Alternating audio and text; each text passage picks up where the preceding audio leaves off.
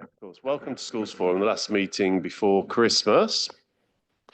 So if I can come to the first item, apologies for absence. Through you, Chair, we have apologies from Hayley Walker, who is being substituted by Louise Danielchuk. Also apologies from Ginny Bootman, from Lee Hughes. Sorry, that's me, sorry. And from Councillor Baker, the West Northamptonshire Council portfolio holder. And then also just to advise that John Lake, Eliza Hollis and Andrew Reid are attending the meeting remotely. Thank you everyone, and thank you very much for attending either remotely or in person. I know it's a busy time of year, so it's very much appreciated. Are there any declarations of interest pertaining to the agenda today that we're not always aware of? No? Sorry, Chair. Through you, Chair. Sorry, I should have mentioned under the first item as well that following consultation with the sector, Tracy Carter will be the new Academy Special Representative on Schools Forum. So welcome to her. She attended before as a substitute, but now with us permanently. Super, thank you. Welcome, Tracy. Back. Well, welcome back again, I should say. Okay, with declarations of interest, can we look at the minutes? I won't do a page turn on the minutes. Is there any queries or questions on the minutes? Are we happy for me to approve those? Okay, thank you. Yeah, I'll do that. And then the next item will be the DSG monitoring.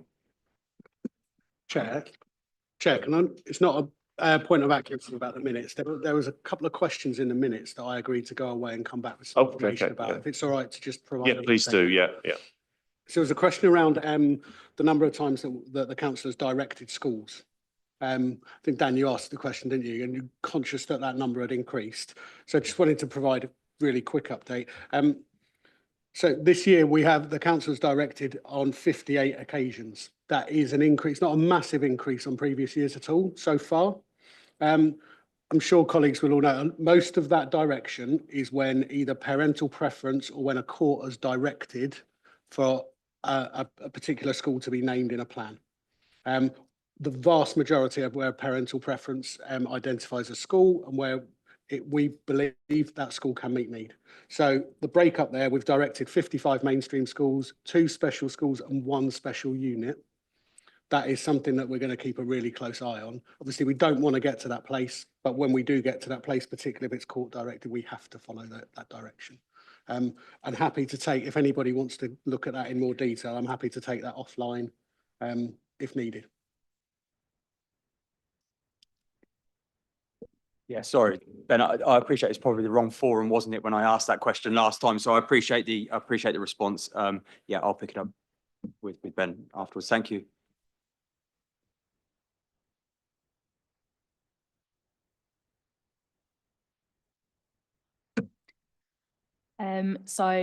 We've got the DSG monitoring as at period 7. So the period 7 forecast across the DSG as a whole is a forecast overspend of 12.4 million, but within this there's an overspend on the high needs block of 12.8 million. So it's an adverse movement from the prior reported position, which was based on period 4 of 400k overall. However, within the high needs block, we've seen a higher deterioration of just under 0.6 million, and this is entirely due to additional forecast pressures on post 16. So approximately half of the overall high needs block overspend is due to a structural deficit. So it's basically the inherent demand pressures in the system from prior years above the baseline increase in funding that we receive from central government. And the rest of the in-year overspend is due to in-year demand and inflationary pressures. So the key pressures across the high needs block, pretty much in line with previous months. So overspends on provision for pupils with SEN in local schools, and that totals 6.6 million. And whilst it's overspent, it's reflective of the investment in our local schools to promote inclusion, and it's intended to improve the outcomes and educate children closer to home, to reduce reliance on independent placements across the medium term. As in prior years, though, we still have got forecast overspends this year on independent placements, which are forecast to overspend against the budget by 1.9 million this financial year. The forecast overspend on post-16, which is a new pressure this period, totals 0.8 million, and it's basically due to increased demand and lack of placements in that area. And as in previous month, alternative provision is forecast to overspend by 3.5 million. So that brings the cumulative deficit across the DSG to 13.8 million overall, but within the high needs block, we're currently forecasting a cumulative deficit of 19.1 million by the end of this financial year, with the in-year overspend added on to the overspend that we've carried forward from prior years. So the paper obviously talks about the national position and benchmarking as well, and also around the increased demand in EHCPs, and as in previous months, sort of where West Northamptonshire are seeing above average increases there. It also describes the council investment in addressing these pressures in year and across the medium term to look to basically slow down the growth in that overspend, and also manage it across the medium term as well. So they're the key points really to pick out this month's report. Thank you. Thanks, Emily. Can I open up for members' questions for Emily?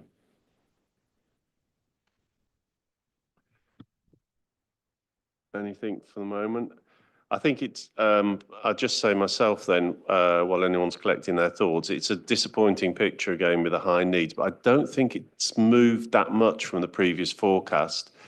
Normally at this time of year, we see just those deficits accelerating away. So hopefully in the next quarter, we'll see some stabilisation, albeit from a pretty appalling pace.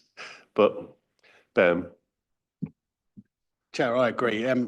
It's not the picture we want to be in. And I know I've said before here, and I know Emily and colleagues have as well, I forecast that it will continue to rise, that overspend, based on the demand coming through, the number of requests that we are receiving, which continues to go up month on month at the moment for EHCPs. And as we're clearing the backlog of cases that we had, and I know I've spoken here about big investment in educational psychologists and additional staff to clear cases that we should have issued plans already, that is creating more and more pressure, because a lot of those plans we are naming special schools. We know we don't have special school places. So I do think it is going to continue increasing. And I know I briefly mentioned at the last meeting, we had a first meeting with the ESFA around a DSG recovery plan. That was I think a very positive meeting. We explained the current position, we explained what we're doing, which I've talked a lot about here in terms of that investment in provision, how we're using RAS funding, etc. We would like to bring a full report about that recovery plan back here at our next meeting in February, and then we'll meet with the ESFA and DfE again in around April. So I absolutely share your view. It is concerning. It will get worse. It will, purely because of the demand. We need to try and find ways to mitigate against that. That's what that recovery plan will include, but we'll bring that here for everybody's, so everyone has oversight of that, and so we can all be part of what that solution looks like. Thanks, Ben. Just one question in relation to that then. Given that we're about to set the budget for 25-26, are we planning on setting a realistic budget, or, which I hope is the answer, rather than waiting to the first forecast and then being out by 10%? So I think we'll be looking at setting a realistic budget. Obviously, we need to set realistic budgets for managers to work to ensure that they're accountable to the budgets that they're set. But we have to be realistic in terms of the funding that's been announced by central government is still inadequate to meet our structural deficit again. And it will probably only just about cover in-year growth. So I think on day one, against the budget that we've got, we'll be looking at a deficit almost immediately, given again that funding's not keeping up with the pressures that we've got in the system. So we'll set a deficit budget. In essence, Essentially. it's in essence, yeah. Okay.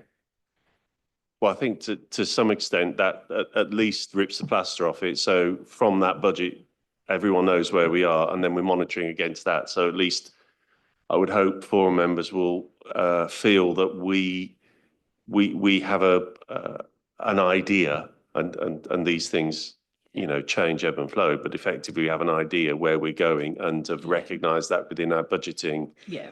And then work from there to a point where either funding increases or we're able to balance it in the future. But that comes in as part of the plan that Ben was talking about in February.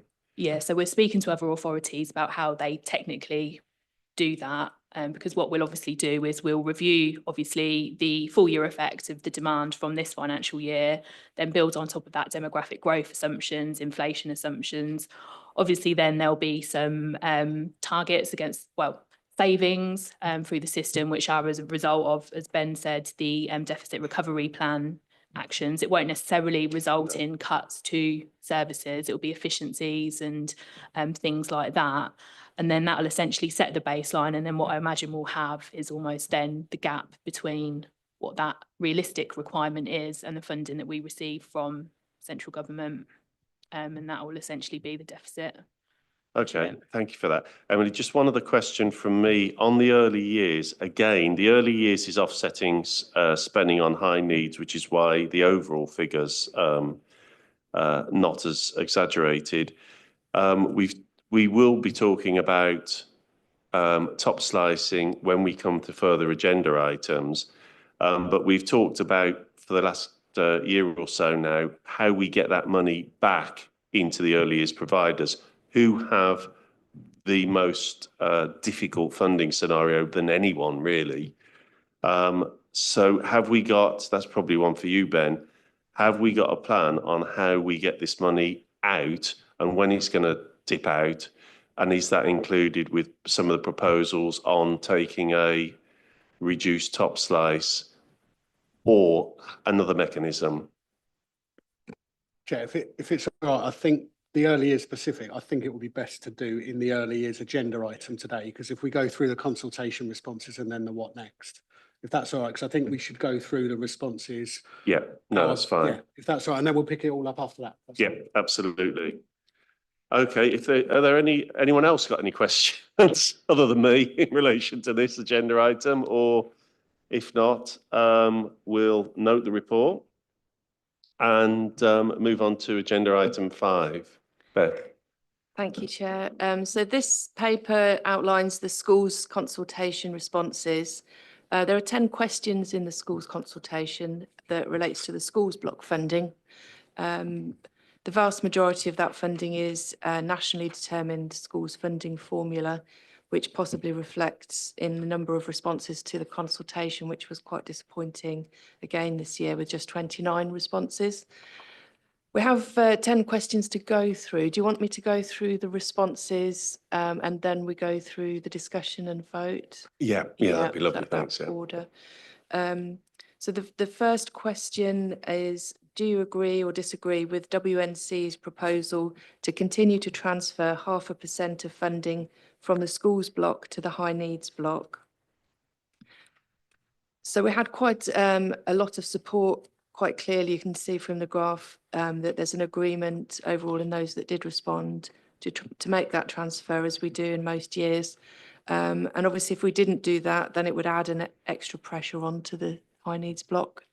So I think that question was sort of responded to quite clearly with a strong opinion from schools. There were quite a few interesting responses in the commentary that came with that question, which we've attached at the appendix, which happy to discuss at the end. The second question, do you agree or disagree with WNC's proposal to balance the school's individual budget shares by applying a cap to year-on-year per pupil increases? Again, there was a larger number of respondents agreeing to that, and there were very few alternatives provided as in the commentary for those that did disagree. There was also quite a large number, 8, that responded with neither agree or disagree.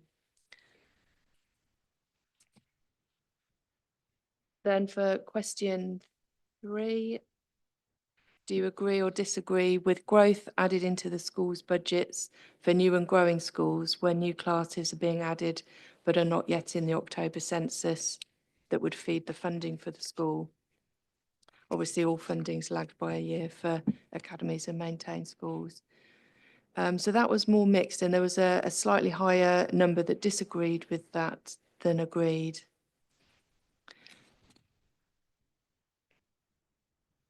The next question, question 4, do you agree or disagree with the growth budget proposal to cover additional classes in schools in 25-26? And that had quite a strong response agreeing that that's a good use of growth funding, with 18 responding out of 29 that they do agree. Question 5, do you agree or disagree with the proposed central school services block expenditure? And for that, respondents were again largely in favour with the proposal. We have 17 agreeing and 4 disagreeing with the proposal. Question 6, do you agree with the trade union facility time dedelegation? And we had 2 options provided, one at £10.57, one at £7.93 for option 2. So the responses for that, we had an overall majority disagreeing with either option 1 or option 2, with 13 disagreeing. We had 6 agreeing with the highest rate, option 1, and we had 8 agreeing with option 2. Within that number that disagreed with the rate, I should add that there are some academies there, whereas this is a vote, and academies are free to buy in or not buy in, whereas this is a vote for the maintained schools. And I'd also add that if you add the option 1 and option 2 respondents who are in support of some form of trade union facility time dedelegation, that is a majority number then. Question 7, do you agree with the school improvement grant dedelegation? And if so, which option do you support? And again, we offered 2 options for the vote. Option 1, £5.50, rolling the current rate forward, or option 2, £5.66, with an inflationary uplift. So that the majority were in favour of option 1, keeping the rate at £5.50. And that was with 16 supporting that, and 6 supported option 2. Question 8, do you agree or disagree with the proposal for the continuation of the redundancy fund dedelegation?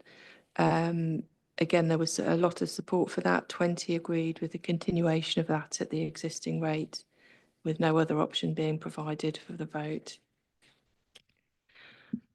Question 9 was, do you agree or disagree with the continuation of the notional send calculation and policy?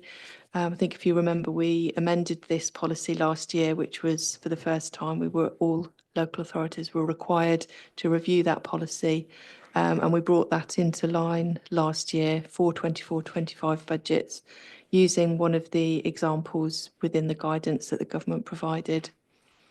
We didn't propose to change it again for 25-26, but we felt we should ask the question whether whether schools within our authority area felt it was working, and the majority, 23, agreed, 80% agreed to continue the policy as it is. And finally, question 10, Do you agree that where a school has an exceptional premises cost, such as an unavoidable rent, we've added this into today's discussion. It wasn't part of the school's consultation because it doesn't actually affect anyone's funding. But we have one school who has to pay an exceptional premises rent to Peterborough Diocese for the use of their building. That school last year was capped by a greater amount than the funding. So there's actually no net impact because as you give them funding, it just reduces the cap. So it didn't affect the funding. But in principle, we would like to add this into our school's funding formula so that when we move to a national hard funding formula, those kind of exceptional premises costs should be picked up as part of the national hard formula as a principle. So those are the results of the consultation responses. And there's a separate table to go through and perhaps open discussion for each of the items. Thanks, Beth. What I propose to do here, if 4 members are happy, is we've got a number of votes against each of the questions. Is I propose we go through discuss each of the questions and vote on each of the ones. When we come to the delegations, and particularly the union delegations, we've got union colleagues here. At that point, I would like to invite them to make representations. Then we've got the responses plus the representations before we discuss and vote on that particular item, if everyone's happy with that. Okay. So the first one really is the transfer of 0.5% into the high needs block.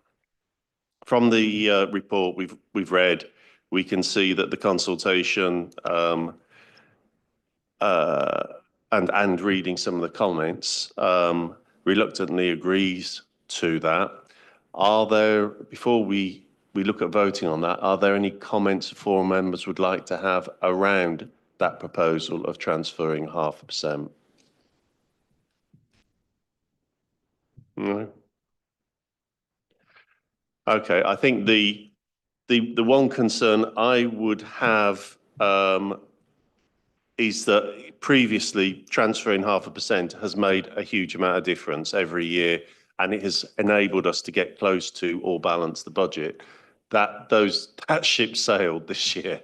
So transferring it will make a difference, and it will show that the whole of the school sectors are contributing to what is a problem that is beyond any of our means.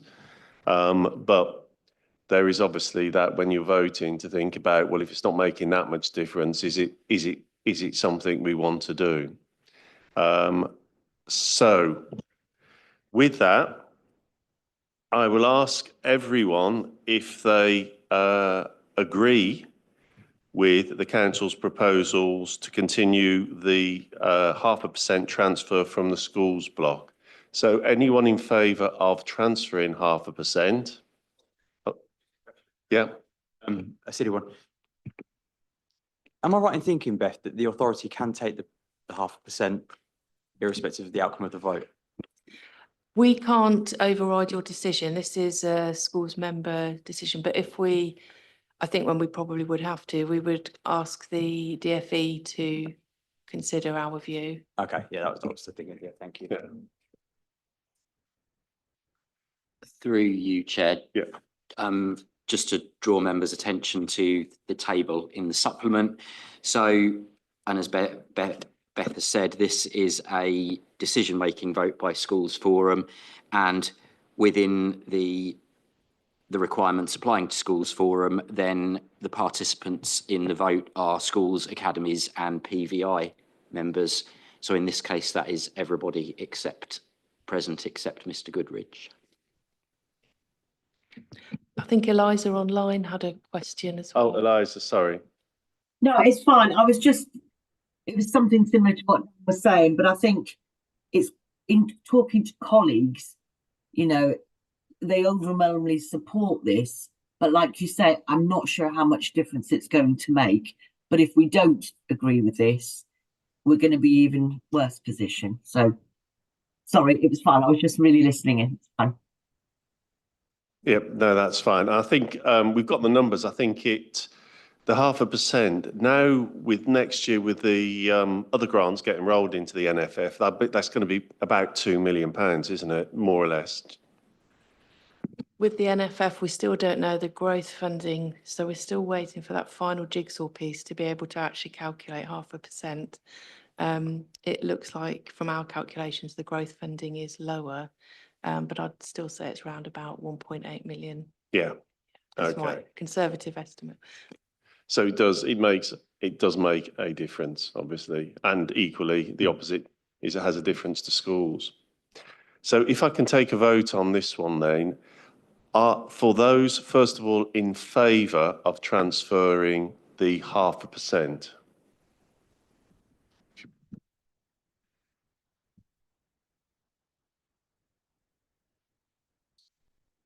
Yeah. John, are you oh, you're not showing us voting. Are you, would you like to vote against or abstain? Hi, Paul. Yeah, I'm agreeing. You agree? Okay. Okay, thank you. So that's reasonably unanimous. So the question 2 is, do you agree or disagree with the proposal to balance the school's individual budget by applying a cap to year-on-year pupil increases? So this is, Beth, this is the same mechanism, I think, as we used before, isn't it? That's right. The mechanism is actually built into the tool we're given by government, and there's a space within that to apply a cap. It's also the same calculation. It's all wrapped up within the same calculation that doesn't let it go below the floor that we're proposing to set at 0%. So it's part of that minimum funding guarantee, floor and ceiling, if we add a ceiling.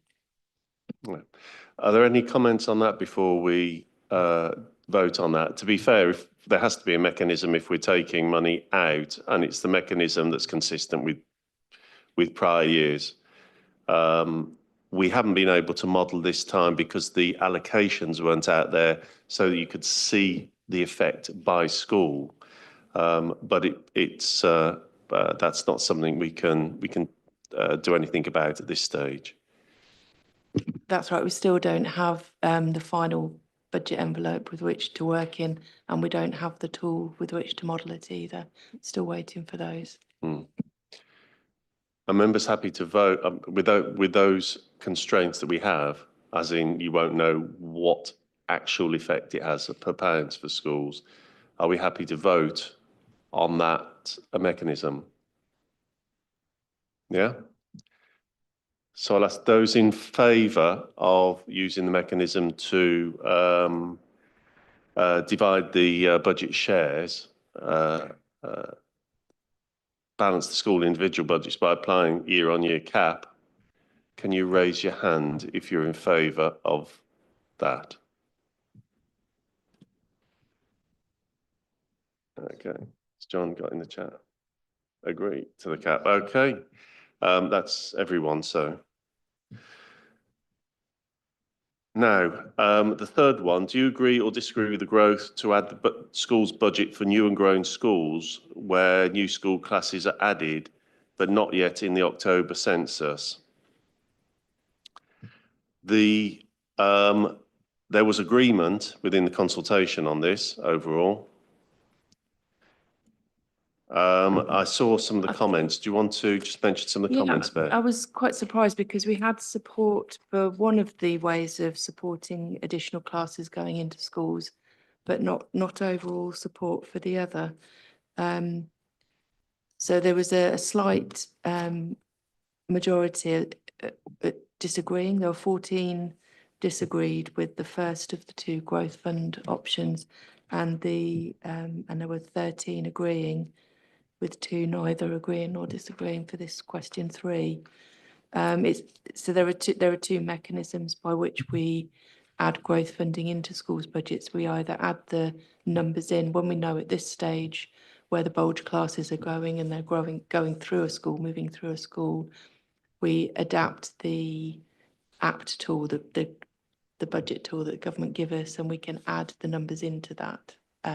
So if they're starting from September, we would add in, it's called weighted numbers because it's 7/12 of a class of 30. So that's 58% or whatever it is of the class going in. And the other method, which did have significant support, 18% agreed compared to 5 disagreeing. The other method is actually just locally held budget paid across to them in the monthly transfers. So I was a bit surprised that there was this complete sort of difference of opinion in two mechanisms that are just there to support an additional class. I think there were some comments, wasn't there?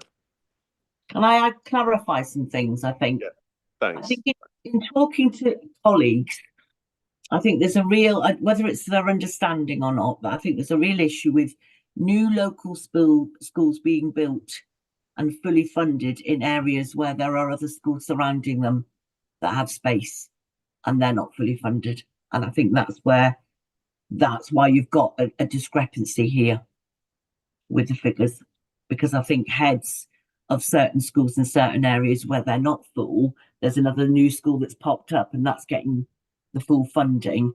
And I think this is what heads are thinking. So I think that's why the consultation is different. Does that make sense? Yeah, thank you. That does make sense. And I think perhaps I should have made it clearer which schools that funding would be going to, because these are the vast majority of this isn't to new schools, they're established schools.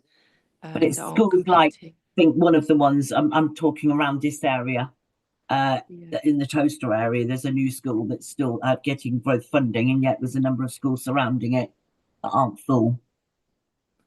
Yeah. And I think that's what some of the comments and other schools, newer schools as well. So I think that's where it comes from. Thank you. Yeah.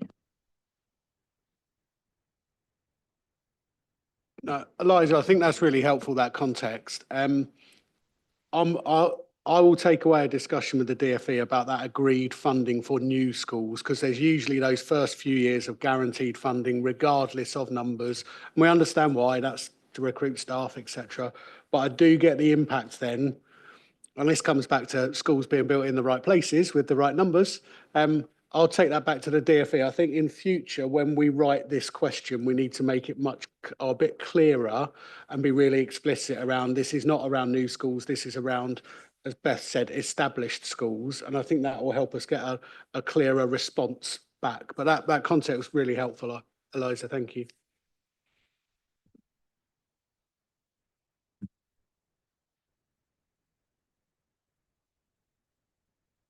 Sorry, Chair, can I just chip in as well? So just to follow up on Eliza's point then, just for clarity, Beth, because there is the planned growth number. So you've got Campion, Dustin, Hardingstone, et cetera, and then obviously the what we'd consider to be the new schools, i.e. Marie Weller, Buckton, Northampton School, Overston, and so on. So I think, is that where the potentially, just picking up on Eliza's point, where the confusion has come in terms of where the funding is being directed? So I think Eliza probably is possibly referring to Marie Weller, and then obviously there are schools locally to Toaster that are. Well, I think interestingly, it's question 4 that table relates to, whereas yeah. I haven't listed the pupils for the question 3. Sorry, the schools for question 3.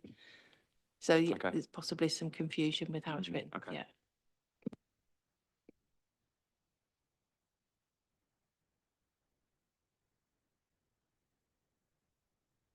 Might be worth adding that we do receive a separate ring-fenced amount of our schools block specifically for growth, which was 2.7 million in 24-25, and we haven't yet got that figure for 25-26. But we expect it to be approximately 1.8 million, which is much lower than the growth funding that we're requesting for these items.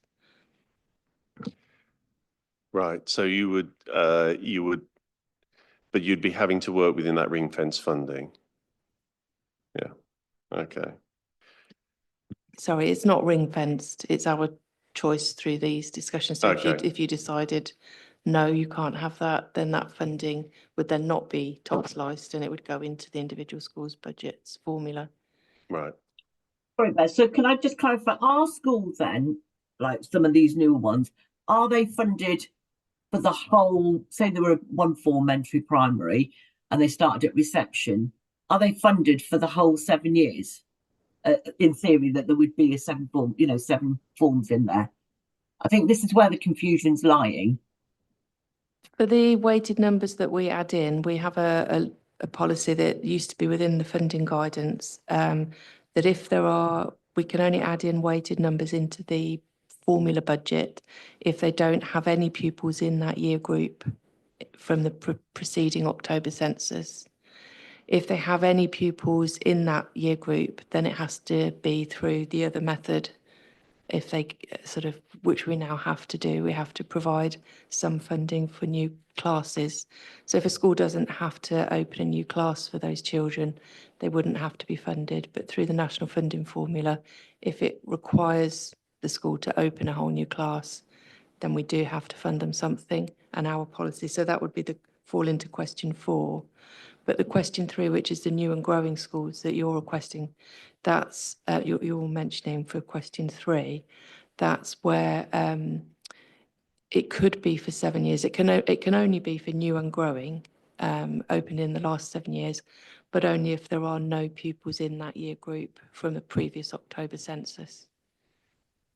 So if a school opened and year 1 they took in reception, year 2 they would then take in reception, and then it would be year 1, year 3 would be reception, year 1, year 2. What my question is are they funded as if they are reception year 1, year 2, year 3, year 4, year 5, year 6, even if they've only got reception year 1 and year 2 on site? No, it's only for the class that wasn't there, that's not feeding from the October prior.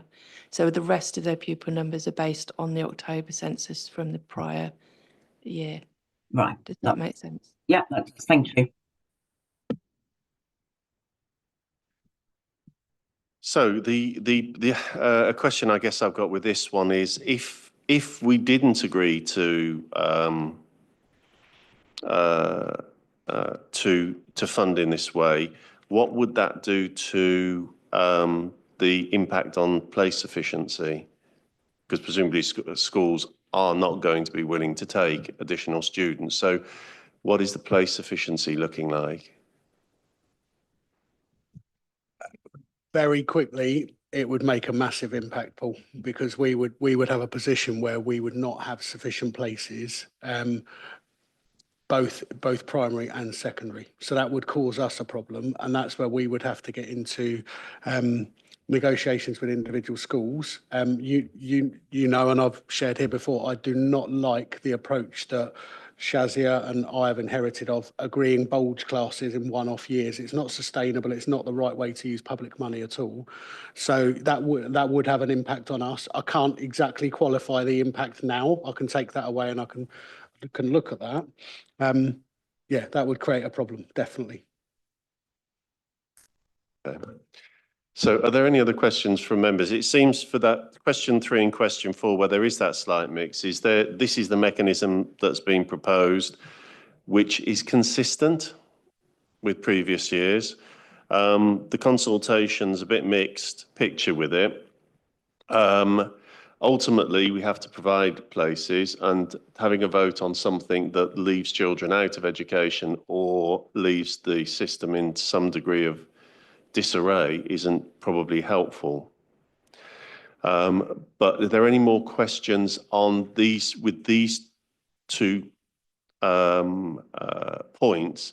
Any other questions for Beth, or are we happy to vote on both of these questions? I think it's just easier to add them together, to be honest, because they're both interlinked. And that will be, are we happy to have the growth fund distributed in the way proposed in question 3 and question 4? Yes, no, or abstaining. So if I go with, first of all, yes, are we happy to go with proposals in question 3 and question 4 together? Chair, and this is a For forum's information, this is a decision-making vote involving all of the members present. Thank you. Thank you. Thomas, you can vote on this one too. Okay, hands up if you are. Okay. And have we got a jump? 4 against? Is John, John's agreed, isn't he? And abstentions? No, I think everyone's in favour of that. I know they take a little bit of time there, but they're important questions, and it's important to make sure everyone's understands them and has had an opportunity to discuss them or think about them as well. I think Okay. just going forward, sorry, Chair, it would just be good to get that cleared up to my colleagues, because we had a lot of discussion around this when I met with colleagues, and I think there is not a real understanding of how that is funded and why it's funded. I think that just needs to be cleared up. That's why you've got such a disparity, I think, in the consultation. Yeah, and that's perhaps something, James, that with the minutes we can perhaps, if working with Beth, is just make sure the minutes have got that clarity in there from the discussions we've had today, because then they'll be available. Does that make sense? Okay. Central schools service expenditure. So question 6 on this one. We had an overwhelming agree with that. Are there questions around the proposed use of central schools block?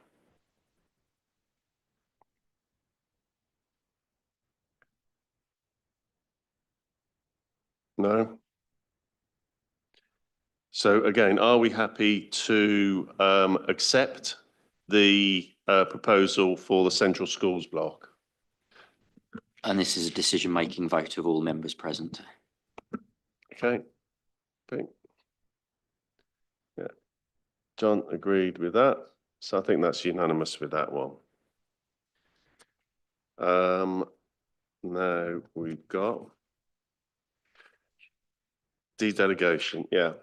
So we've got the de-delegation for trade unions. We've seen just to set the scene, we've got 2 proposals in front of us. We've seen the consultation response. And so can I just check, Richard, you want to go first and make representations? And have we got other colleagues as well who would like to? Thank you. Yes. Yep. Okay, Richard, over to you.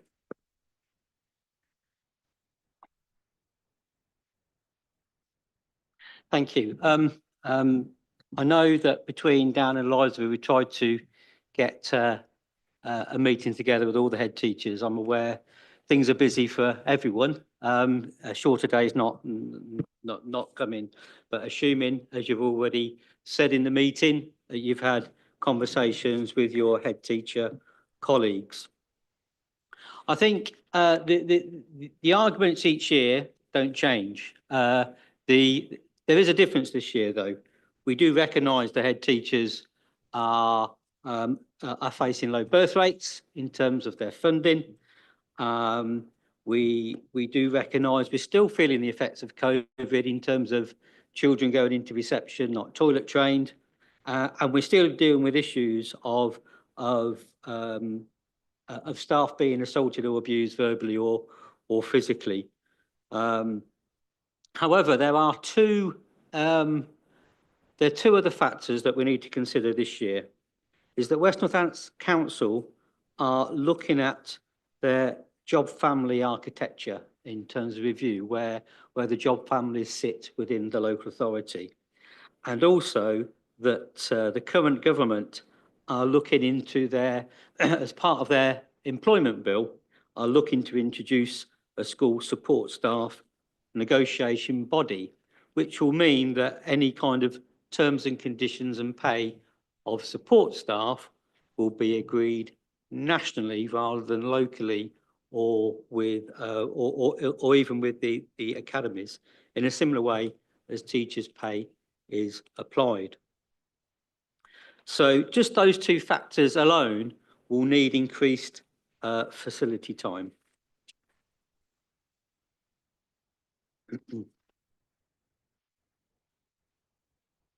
The facility time budget is based on keeping the current arrangement for our facility time.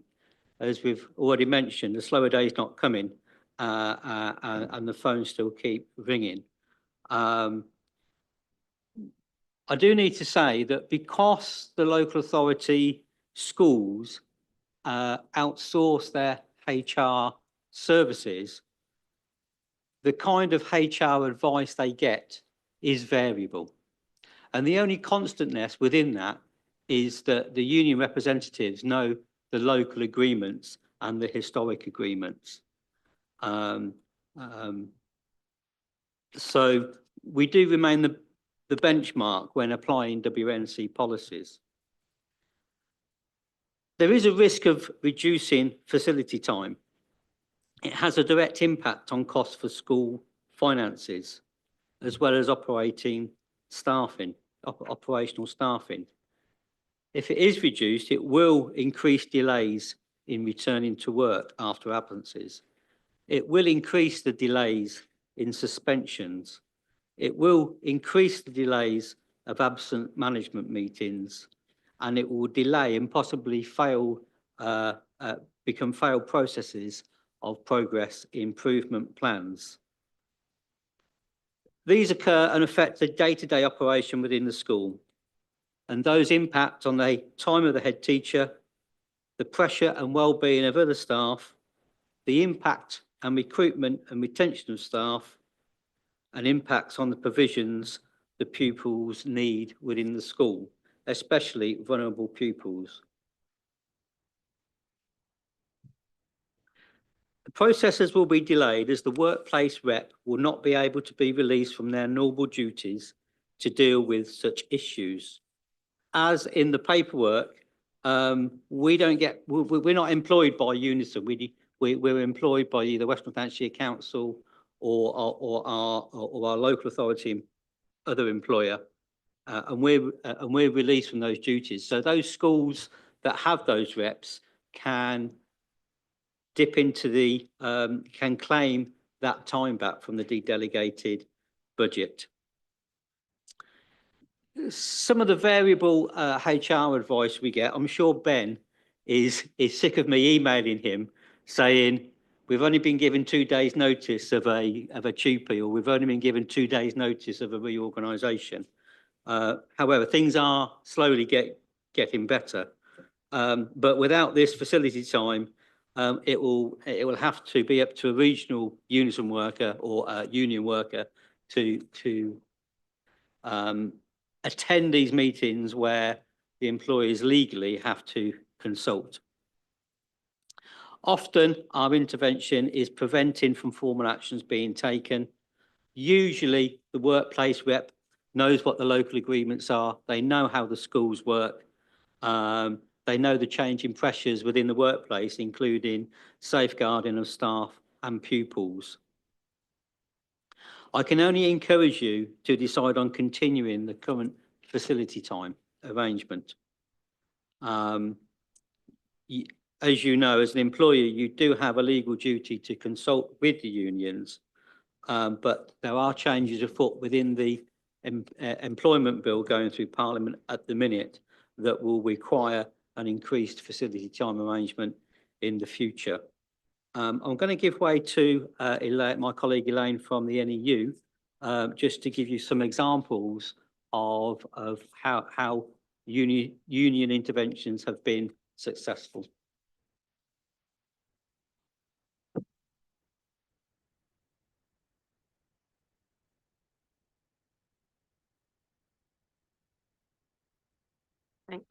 Thank you, Richard. I do have my name. Whether I can get it to stand up is another matter. Yeah, I would obviously support what Richard has said, particularly about there is a duty to consult, and I think we're often facing occasions where that hasn't happened, and we are picking up the pieces from that. I have been challenged recently by head teachers who are asking why they should contribute to this fund, because after all, members pay their subscriptions for trade union help. And that is correct. Union members will individually get help, but that would have to come from our regional officers if you don't get that local support, and the local lay officers, such as me. I would be teaching year 10 right about now. My head teacher has let me come to this meeting today, and there is somebody covering my lesson today. But that is obviously unsustainable. What my head teacher does is he is able to give me time when he doesn't timetable me for lessons, and he can claim that money back. And in return, I make sure my meetings are on those days, my hearings, my absence meetings, performance improvement plans, everything that Richard has already said. That's the agreement that I have. Whether he would be as happy to do that if I was asking for that as many times as I would have to, you know, I don't know if he would be able to do that. And that wouldn't be just me. That could be union reps from every school who potentially would then need.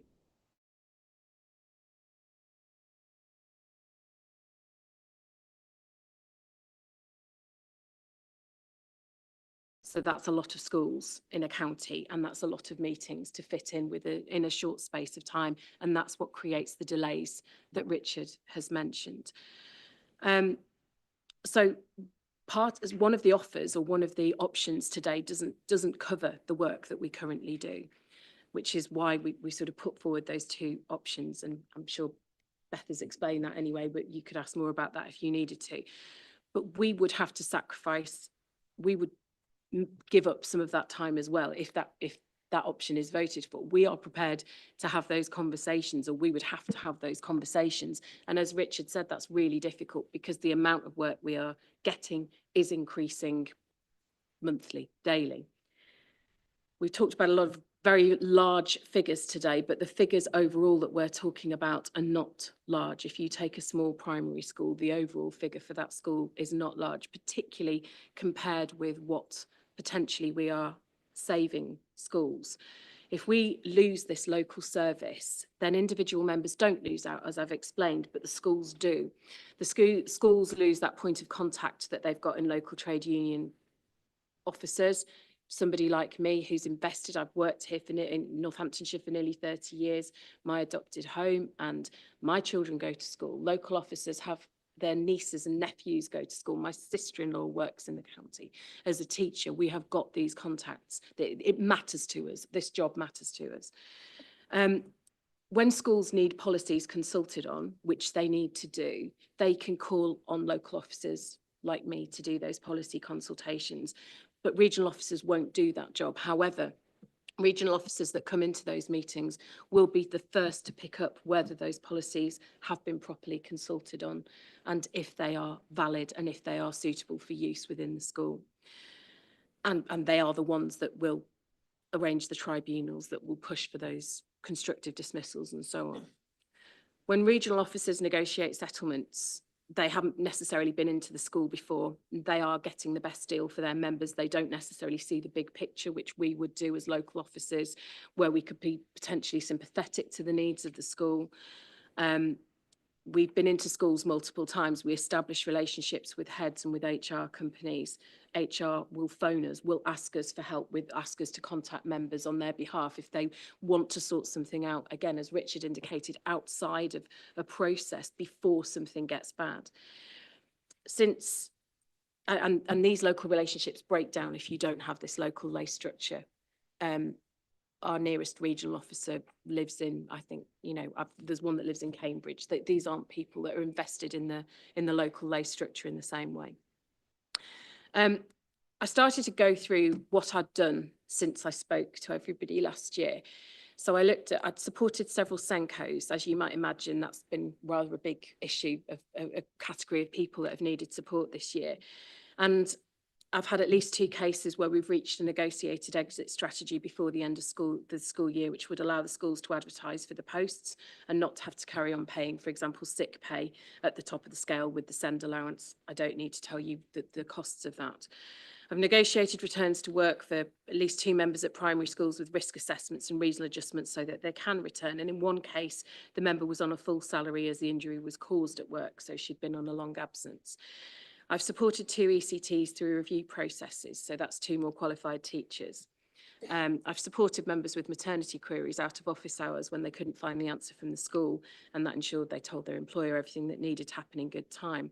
Supported a member who was made redundant. The school agreed to an early termination date, then they reneged on the promise or accidentally reneged on the promise, and the member was keen to go to court, but we stopped a protracted court battle in that.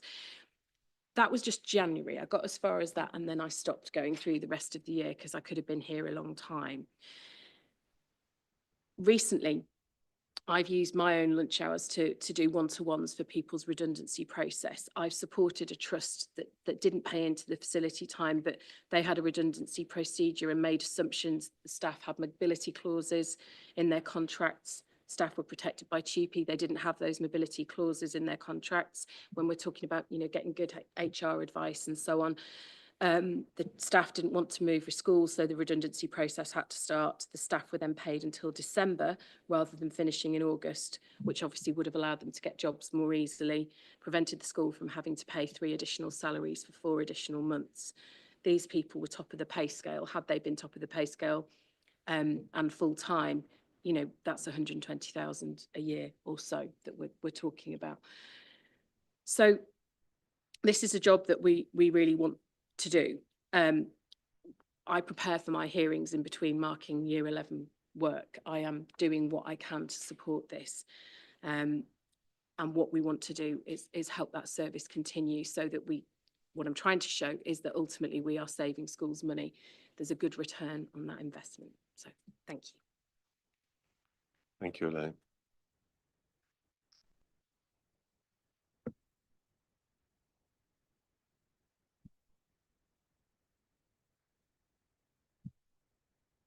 Good afternoon. I'm Robert Johnston from the NSUWT Teaching Union, and I'll be brief and simply say that I concur and agree with what my colleagues have said, and I wholly support their approach.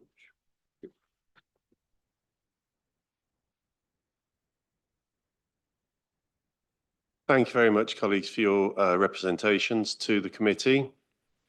I'd like to open up to discussion. Are there any questions that we have? We've read the papers. The written representations were in with the papers and in the consultation as well. So thank you very much for that.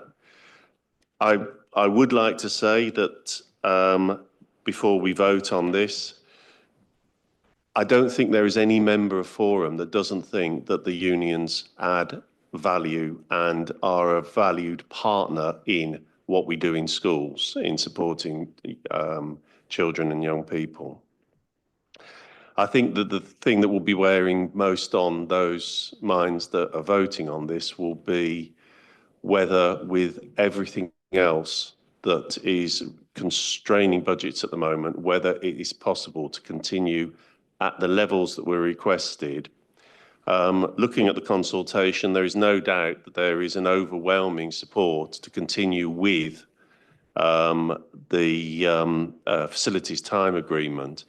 But I think the thing that I know will have colleagues in the maintained sector who have a vote in this will have weighed very carefully that desire to continue with an arrangement versus whether they feel that they would be able to afford to do that, notwithstanding all the very well-placed arguments on the cost avoidance, if you like, or the value that adds into by getting those early resolutions.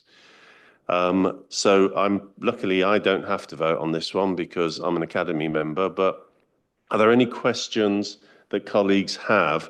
And whichever way we are voting, please absolutely rest assured that every Forum member and every school values the work that is done by union colleagues, and any opinions around that, they're absolutely solid with that. Is there any comments anyone would like to make before we hold a vote onto this? Yeah. Eliza. I think the issue that my colleagues, when I'm speaking to them about this, was the actual amount and how much it had shot up, basically. And they are fully supportive of the work that the unions do. But the fact that there was only two options, and both of those options were a significant increase from the previous. So I think that was the issue. Hence the number that have disagreed. But because there's only two options, there isn't an option to keep it at the same amount. I think that's where, again, it's a very difficult one, because as a head, we are looking at every single penny, but we also recognise the importance of the unions. And I think we did ask, I think Dan did ask at the last meeting, is there any way that we could look at what would happen if it was the same amount as last year, or a little bit more of an increase. But we've still only got option 1 and 2. I don't know if you wanted to say any more on that. Yeah, thank you for that, Eliza. A lot of the feedback was of that nature. And unfortunately, the figures just don't stack up. We were living off a reserve, and that reserve is gone. We could have kept some of that reserve and had a higher rate in 24-25, but that wasn't wanted last year when we were in this meeting last year. So we've used the reserve, it's gone, and we have to actually fund the service fully this year if we want to keep it.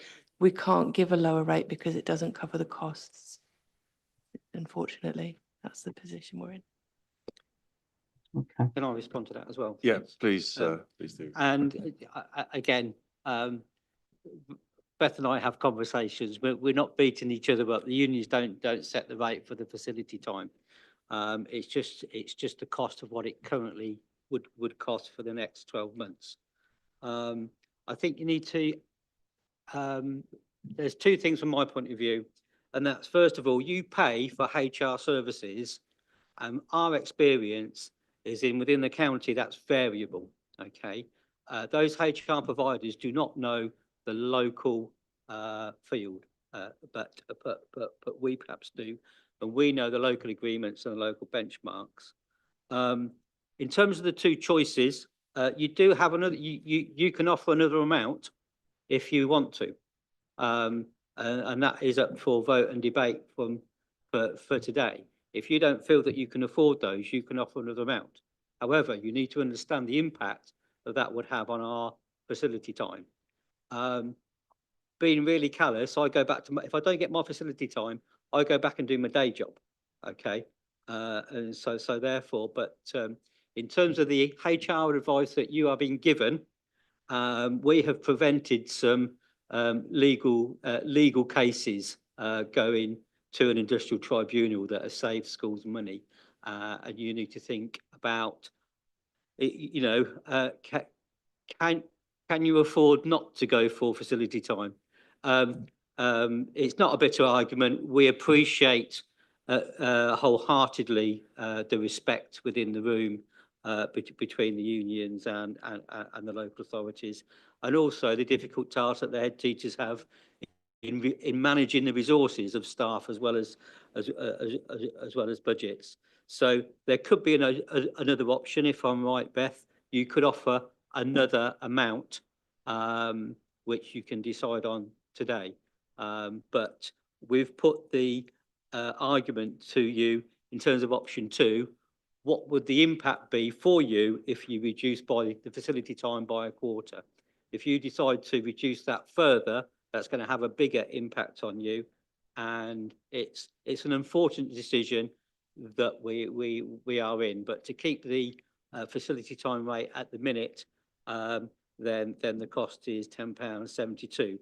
All I'm going to say is you need to equate that to the advice, the HR advice you're paying for on an annual basis.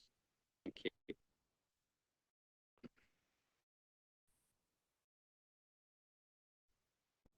Thanks, Richard. I think we've that where we've tried to put in a variable into the consultation. We found that we hit our the extent of our powers on that one. I don't know, James, whether there is something that we can do with that. I remember we had this come up in another subject, another time, where we tried to reach a compromise that would work, and it didn't because we didn't have the powers to do that.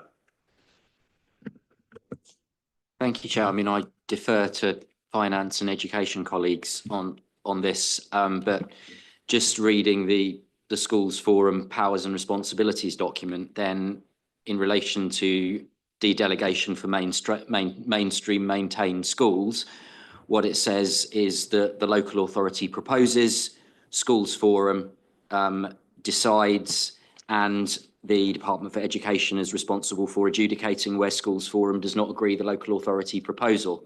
So my reading of that is that schools forum's field is to decide between proposals put forward by the local authority. It's not for schools forum to instigate proposals itself. Okay, so that makes it, so we have two proposals,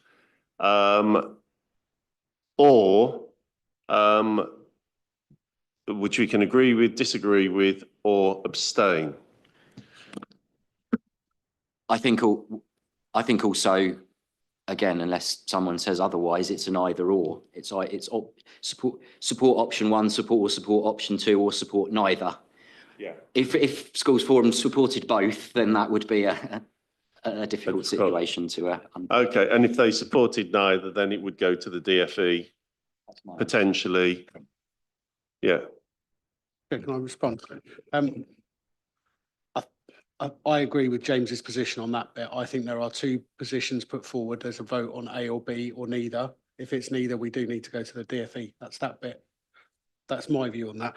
Just as an overall comment, firstly, from the council, absolutely support the rights and the roles of trade unions. We will always promote and encourage, certainly our maintained schools, because we've obviously got that direct relationship there, to work with you guys all the time. We always will do that, and I will continue to do that. The other thing I really wanted to say is really concerned to hear a couple of times about really poor quality HR advice. And I would really like to pick that up, not in here, but that is, I know when you guys wade in and actually protect and take people out of really dangerous positions, that's really concerning if we have got local schools spending taxpayers' money getting advice that is not up to speed, not appropriate, not accurate.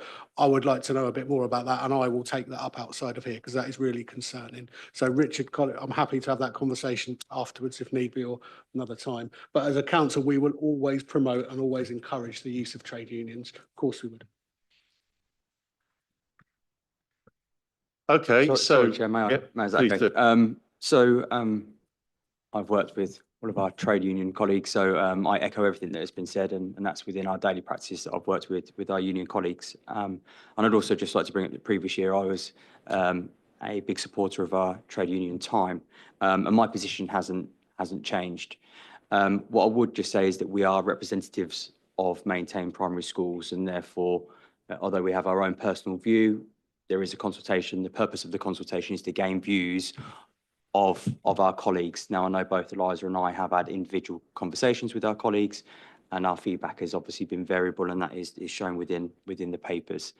But ultimately, we find ourselves in a position where we do have those options in front of us, and ultimately that's a decision that we are going to have to take. But there is also an understanding that year on year we are going to have this difficult decision to take year on year. As Beth has outlined, those reserves have gone.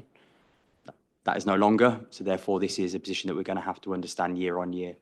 The only thing I will just add on to that is that, we have talked about the increasing pressures that head teachers are facing, whether that be through SEND funding mechanisms, whether that be low birth rate numbers in terms of pupils coming through the door, that then ultimately affect budgets. This does feel, with the colleagues that I've spoken to, that it's another thing. So although there is that absolute appreciation around the value our union colleagues bring, it's another thing that we're having to manage. So although it is relatively low, which I think Elaine referred to, actually when you start adding it on, it's another thing that we have to factor in as well. So yeah, just a few views. Thank you. Thanks, Dan. If I can move to a vote. So there are with colleagues, there are effectively three options.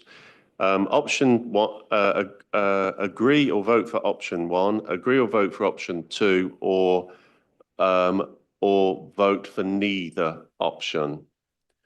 And I'm going to, James, start with that one. So can I ask members if you want to vote for neither of the options put down first? Okay. That is unanimously Against, correct, yes. Voting then for option one, which is the £10.57 option, just to be clear. No. And then option two, the £7.93 option. Okay. Thank you. And thank you, union colleagues, for your representations. And that's passed at 793.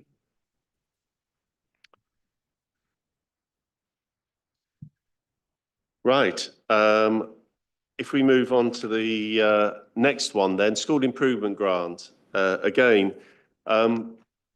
Beth, I just wanted to check with this because the consultation had two options in it, which were retaining it at £5 or increase £5.50 or increasing the rate to £5.66. And overwhelmingly, there was a option one, £5.50. Are those the two? Those are the two options that we're voting on, yeah? Or I guess nothing is the third option of that, removing it completely. Is there any questions around this, or are you happy to go straight to a vote on this one in relation to, are you happy to have the de-delegation at option one, £5.50? Okay, that's everyone. Okay, that was easy. And the redundancy, the de-delegation of redundancy, again, I think the proposal there is retaining it at £4, which again there was overwhelming agreement on. So continuing the redundancy fund de-delegation at £4. In favour of that? Are you? Sorry, Chair, just a quick one. So we're referring to question 8, aren't we? Yeah. So, and that's remaining at £4. Just later on, the proposed rate is £4.12. Is that right? Or am I reading that incorrectly? I'm sorry if I am. Page 46. It was remaining the same. Remain the same at £4, I think was what you intended it to be. Is that fine? Okay. Yeah. Okay. So I'm not reading it incorrectly. Okay. Yeah. To retain. No. Sorry. Yeah, happy with £4? Yes, thank you. Yeah, that's all done at £4. Right, the notional send, the continuation of the notional send, this is a vote for everyone? Schools, academies and PVI. Okay. It's indicative. WNC is the decision maker. Right, okay. Okay, I thought incidentally, I did think the paper, Beth, you put out was really good, really clear. Because I think there is, and judging by the comments that we had back, there is, even with a clear paper, there is still, I think, a lack of appreciation of what the notional send actually means, that it is notional. Yeah, I think where people are asking for the notional send budget to be increased, if they mean the actual part of their funding formula is increased, then that means they have to spend more before they come to us to request a refund above that level.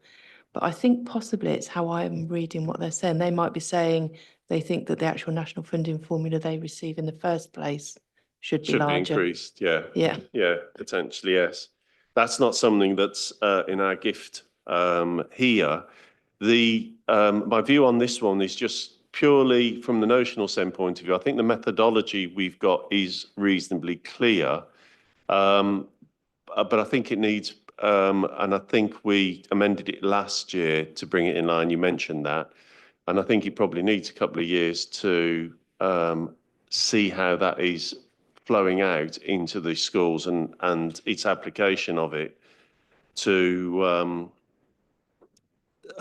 see how effective that is and the impact it's having on schools. But are there any other comments from colleagues in relation to this, or are we happy to say, given the consultation, there was an overwhelming agreement to continue with the current policy?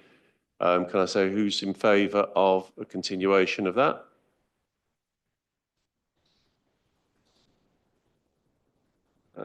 I think that's everyone, is it? John's there with that. That's everyone there. Okay, we'll continue with that.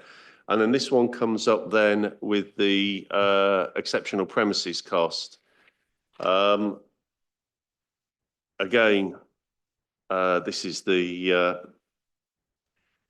wasn't a consultation around this. So this relates to one school where there's an additional rent in here. And we are just want to check what we're being asked to agree on, that the exceptional premises, there should be an exceptional premises cost. Yes, that they should have the additional funding within their funding formula to cover that exceptional cost that other schools wouldn't have to pay for the rental of their building. This is a historical arrangement going back from before my time, so a very long time ago. And it's always been in the funding formula as an exceptional premises rent for that school. We have to now ask for a disapplication from the minister to put that through. The reason it's not in the schools consultation is that it doesn't actually end up affecting the funding because of the cap that this school has received in the last couple of years that we don't expect to change. So it won't actually impact any other school. It's just that the principle really should be there that if a school is facing a cost that they can't avoid and that no other school receives, that it seems fair that they should receive that in their funding formula, similar to the way that PFI schools receive additional funding for their PFI costs. Okay. Are there any comments anyone's got around this one? It's a relatively small amount of money.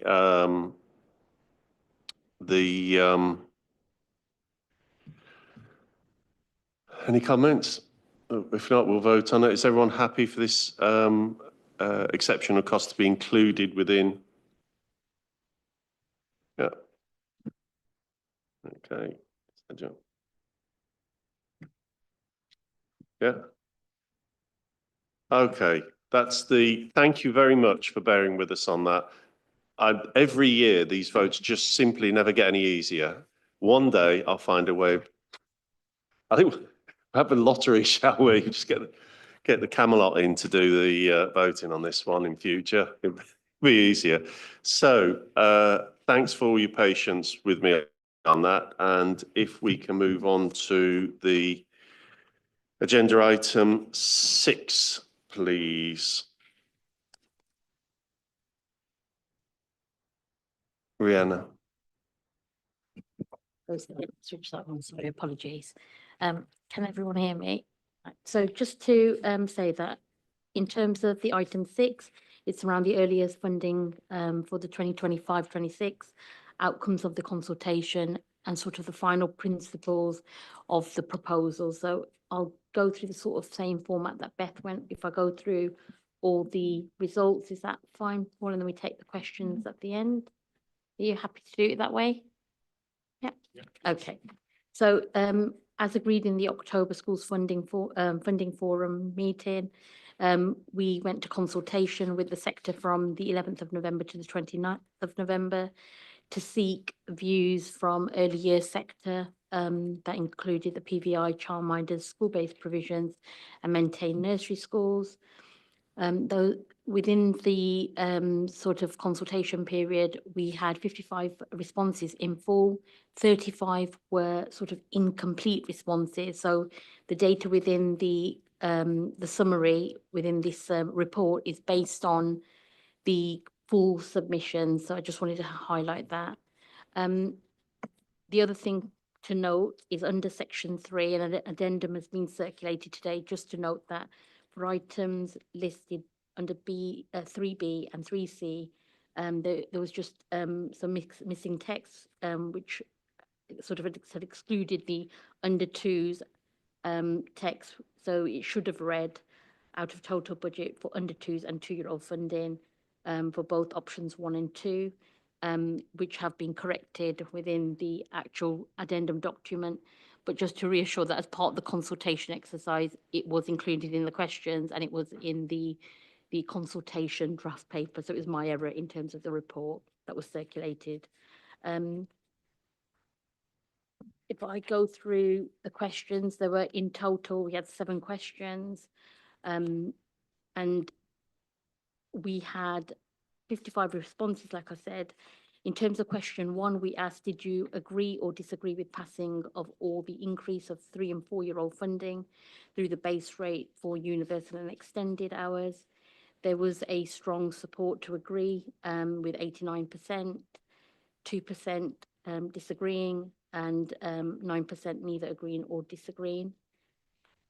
In terms of question 2, do you agree or disagree with the proposal to support the arrangements of West Northants retaining 4% of the earlier central spend based on the 3 and 4-year-old funding entitlement? Those that agreed were 40%. It was in parallel really with the disagrees, which was also 40%, with no opinions at 18% and not answered at 2%. Just want to note that in October, when we brought this to School Forum, DFE hadn't released any updated information. And at that point, we expected to retain a 5%. But in October, following the School Forum meeting, they issued just LA guidance, not in the public domain, to say that they anticipated and that there was an expectation that for 2025 and 26, it would be increasing to a 96% pass rate for all different funding streams, and that anticipating that for future years, that would further increase by another percentage.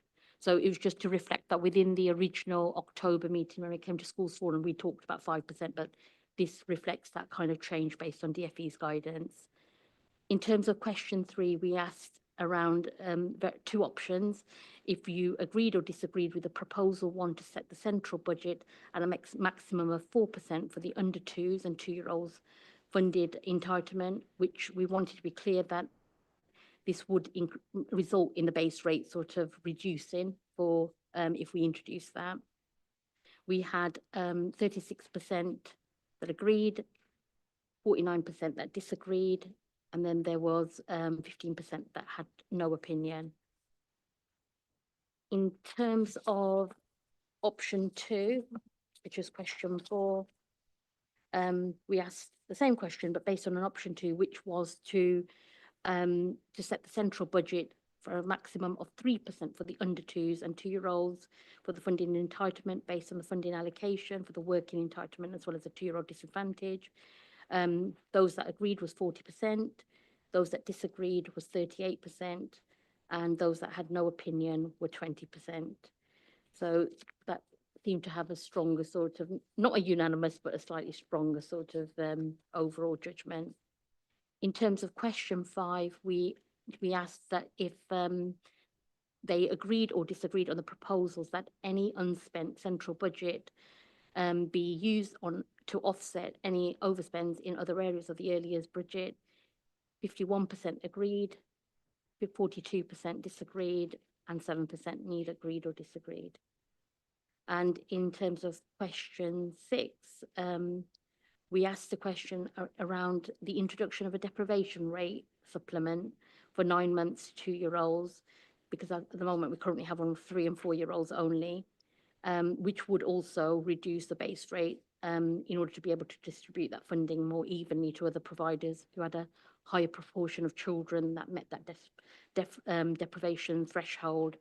And in terms of the responses, we had 29% agreed, 62% disagreed, and 9% neither agreed or disagreed. So there was a really strong response from the sector about how they felt about the introduction of a deprivation supplement for the twos and under twos.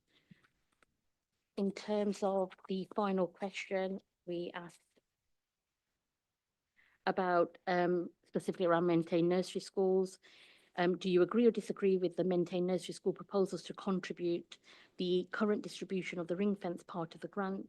This is to fund the 5% based on the number of children from income deprivation affected children index, the IDACI, 30% postcodes, and the remainder on January census. We had 34% agree, 24% disagree, and 42% neither agree or disagree. And that will probably that percentage of neither agree or disagree will be from the PVI sector, who won't, feel that that doesn't impact them. So it's just really recognising that part of it. Those were the overall kind of questions. We allowed for a sort of comments box right at the end. And I've highlighted within the report some of the key summary points that were raised.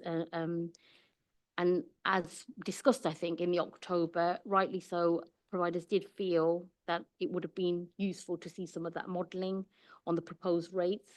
But obviously that was a challenge since we hadn't had the kind of indicative allocations at that point, or only just received them yesterday.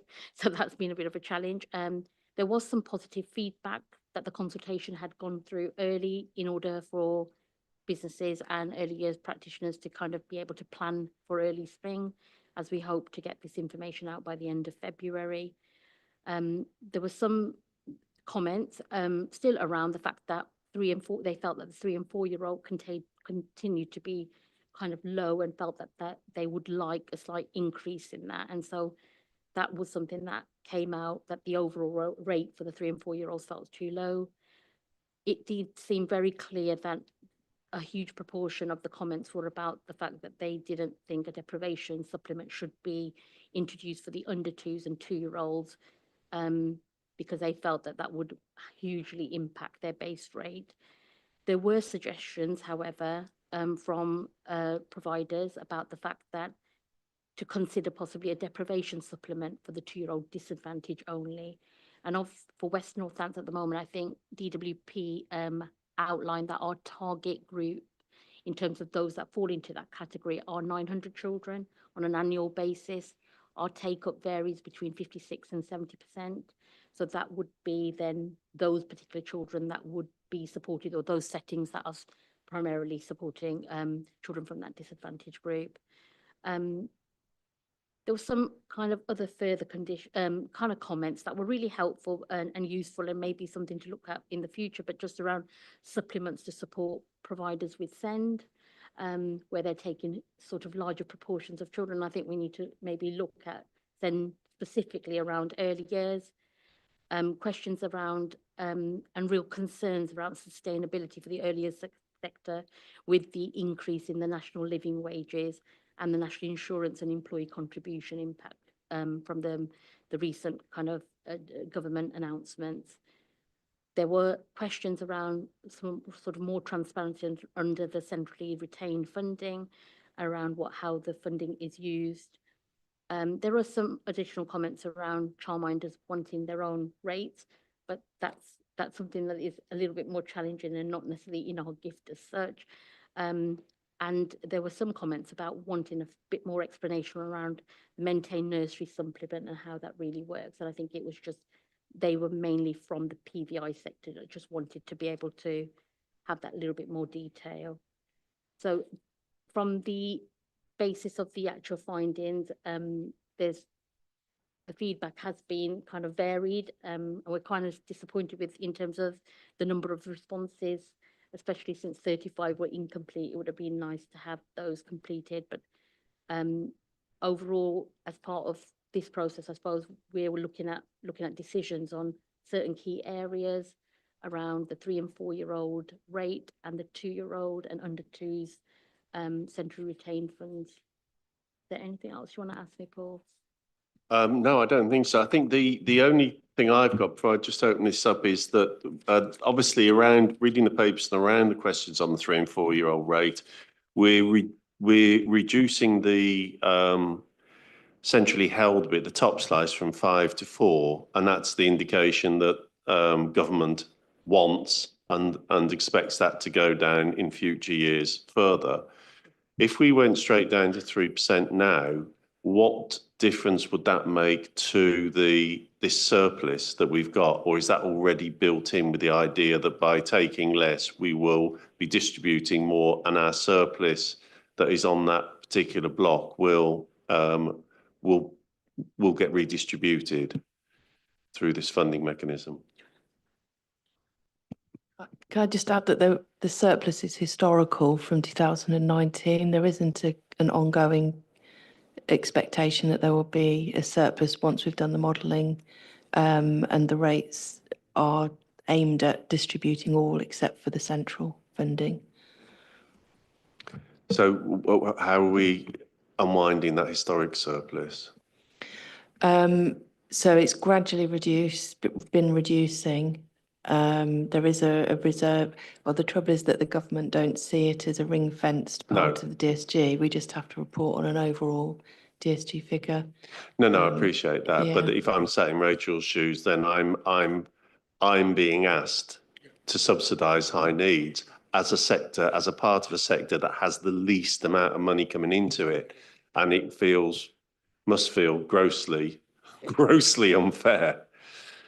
So that's why we talk about that. So I think the question as well was that, do we want to offset the overspend within the early years budget, not giving an option that could come back to providers? So that's not really a complete kind of picture of what that potentially could happen. And I think that's where that was really split in that question. Sorry. sorry. Don't need to apologise, Rachel. I'll give my perspective. Colleagues next to me I'm very happy to challenge. I think the right thing to do is to spend early years money on early years. And if there's unallocated money, we should flush it out to early years providers. That's the right thing to do. But because of the overall overspend, we get our money in 4 blocks, but then the DfE throw it all back together again in one great big pool, and we are challenged. I expect we would be challenged about flushing funding out while we've got that size of overspend. We would be challenged by the DfE around that. So my view is I'm very happy to take that up with the DfE and say that the view of Schools Forum is that unallocated balance should be paid out to early years. That will add to our overall deficit. I think that is the right thing to do. I'm happy to take that away with the DfE. As I said, if we make that decision now, we will rightfully be challenged of, you've got a big overspend on the overall and you've just committed more money and spent more money. Why? I'm very happy to take that back to the DfE, and then I'll come back to colleagues around this table. I won't wait until February. If we get a response, I'll come back in between meetings, if that's all right. Yeah, I think everyone will be happy with that. Yeah, thanks. So with the votes then, there's an overwhelming support for I think there's an overwhelming support for the minimum amount being top sliced from the 3 and 4 year old funding, which is the proposal we're saying is at 4%. So are we happy that is a reduction from the 5% that currently there, but isn't the 3%, which because that wasn't asked about, so we haven't got a consultation response on that. Are we happy to accept the 4%? Yeah. This is a decision-making vote of all four members. Yeah. Can I just check what happens if we don't? Can we just review that again? So what happens if we disagree? It goes to the DfE. Yes. Okay.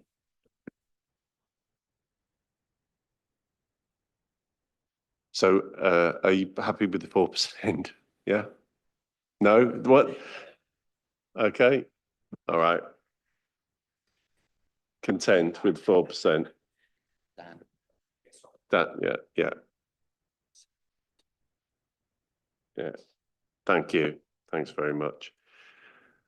And with the next question, oh no, this is a tricky one, isn't it? Yeah.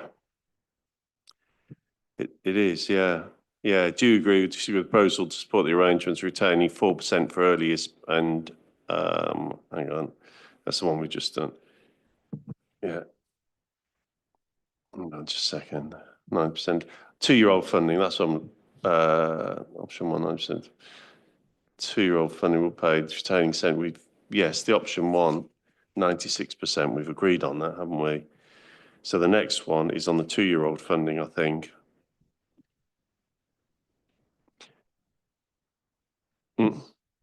Yes. Yeah, the under 2-year-old funding. So here we had a proposal of 4% or 3% for the 2s and under.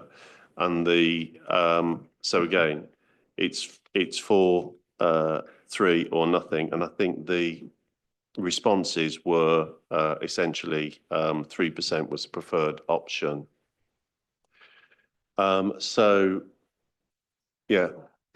So in the local authority and provider papers, it does say that once all of the new entitlements are going to be embedded, it will be at 97%. So just to note for forum members, I think for providers to have a 4% and then again a reduction in a year's time is not the way that we want to go forward, really, in my opinion. You know, for me, we want to sort of set out as we mean to go on rather than, agreeing to 4% and then it's got to be reduced again. No, I'd agree with that. Forum members, would you agree with that? Essentially 3%, it's 4, 3 or nothing. So if we said 3% to start with, are you happy to vote on that?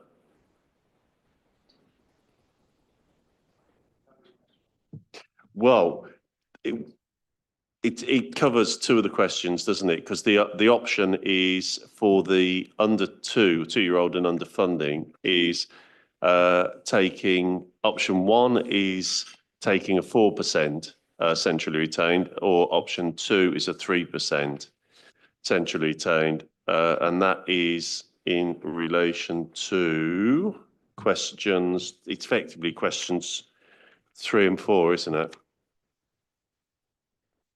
Yeah, it's in response to questions 3 or 4. Yeah, does that make sense? I know. I know. Can I please just make a point? Sorry. Please. So the funding rates were released just yesterday, and looking at them, none of the under 2s or the 2-year-old rates, neither are increasing by above 3%. So this is actually going to be a reduction in real terms for providers to top slice 3% from this. If I'm understanding that correctly. Yeah. Did we? I thought we had we or was that the 2-year-old rate that we had a 5% in at the last for this current year? No top. There's no top slice out of those rates. No.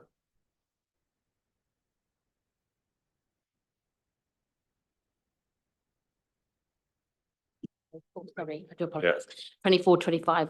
It was within the paper that we said that this first year it will be passing through everything. Yeah. But actually, there is no way that with the extra admin and support services that needed to process this, that we would be able to do that for the following year. So we would have to look at retaining something centrally for the future years. So if you're right, so the current year there's no retention. The proposal is a 4 or a 3% retention. Those are the 2 that were consulted on. So either way. I think, yeah, I understand that. I just find it very hard to vote for something that's going to see me seeing a reduction in funding. If somebody can help me square that away, that would be great. But I struggle with that. I appreciate that. I suppose the only thing that we can say is that from one of the questions that we asked around supplements for under 2s and 2-year-olds, that is a local authority decision on those supplements. All we can put forward is that we will respect what is the feedback from the sector and not take a supplement for the under 2s and 2-year-olds if that's the compromise. But we will need to retain a percentage from the under 2s and the 2-year-olds because of the increased workload. For processing, we're talking nearly 3,000 extra payments, new providers coming on board. And it's when issues happen, we're not necessarily always getting the claims in and the admin besides, and the team that we're trying to develop to kind of improve those processes. I've just got to be honest about that, but I appreciate what you're saying, Bev. Sorry, again, just a question, just to be clear. Yeah. It's the same question again. Does that then, would that ultimately then go to the DfE if that isn't Yeah, agreed? indeed. Just so we're clear on what happens. Okay. Indeed. Can I add sort of that I think we do need not just former members, but also as providers, more clarity on where that central expenditure is going. Because this year there's an underspend. I appreciate that there's been positions that haven't been filled. However, we're looking at now that underspend going to the high needs block again, and that not, you know, us facing a base rate cut. And it just doesn't make sense in my eyes that you've underspent on our money, and that's then going, you know, offsetting something else, and we're having cuts. We spoke at last forum that we were hoping that the uplift would mitigate this issue, and it's been appalling. And actually, for the 3 and 4-year-old base rate, we are sitting at the lowest national average, the lowest possible rate in West Northamptonshire. And it's really sad because we can't then provide the quality provision and care that is expected of us. Yeah. Anyway.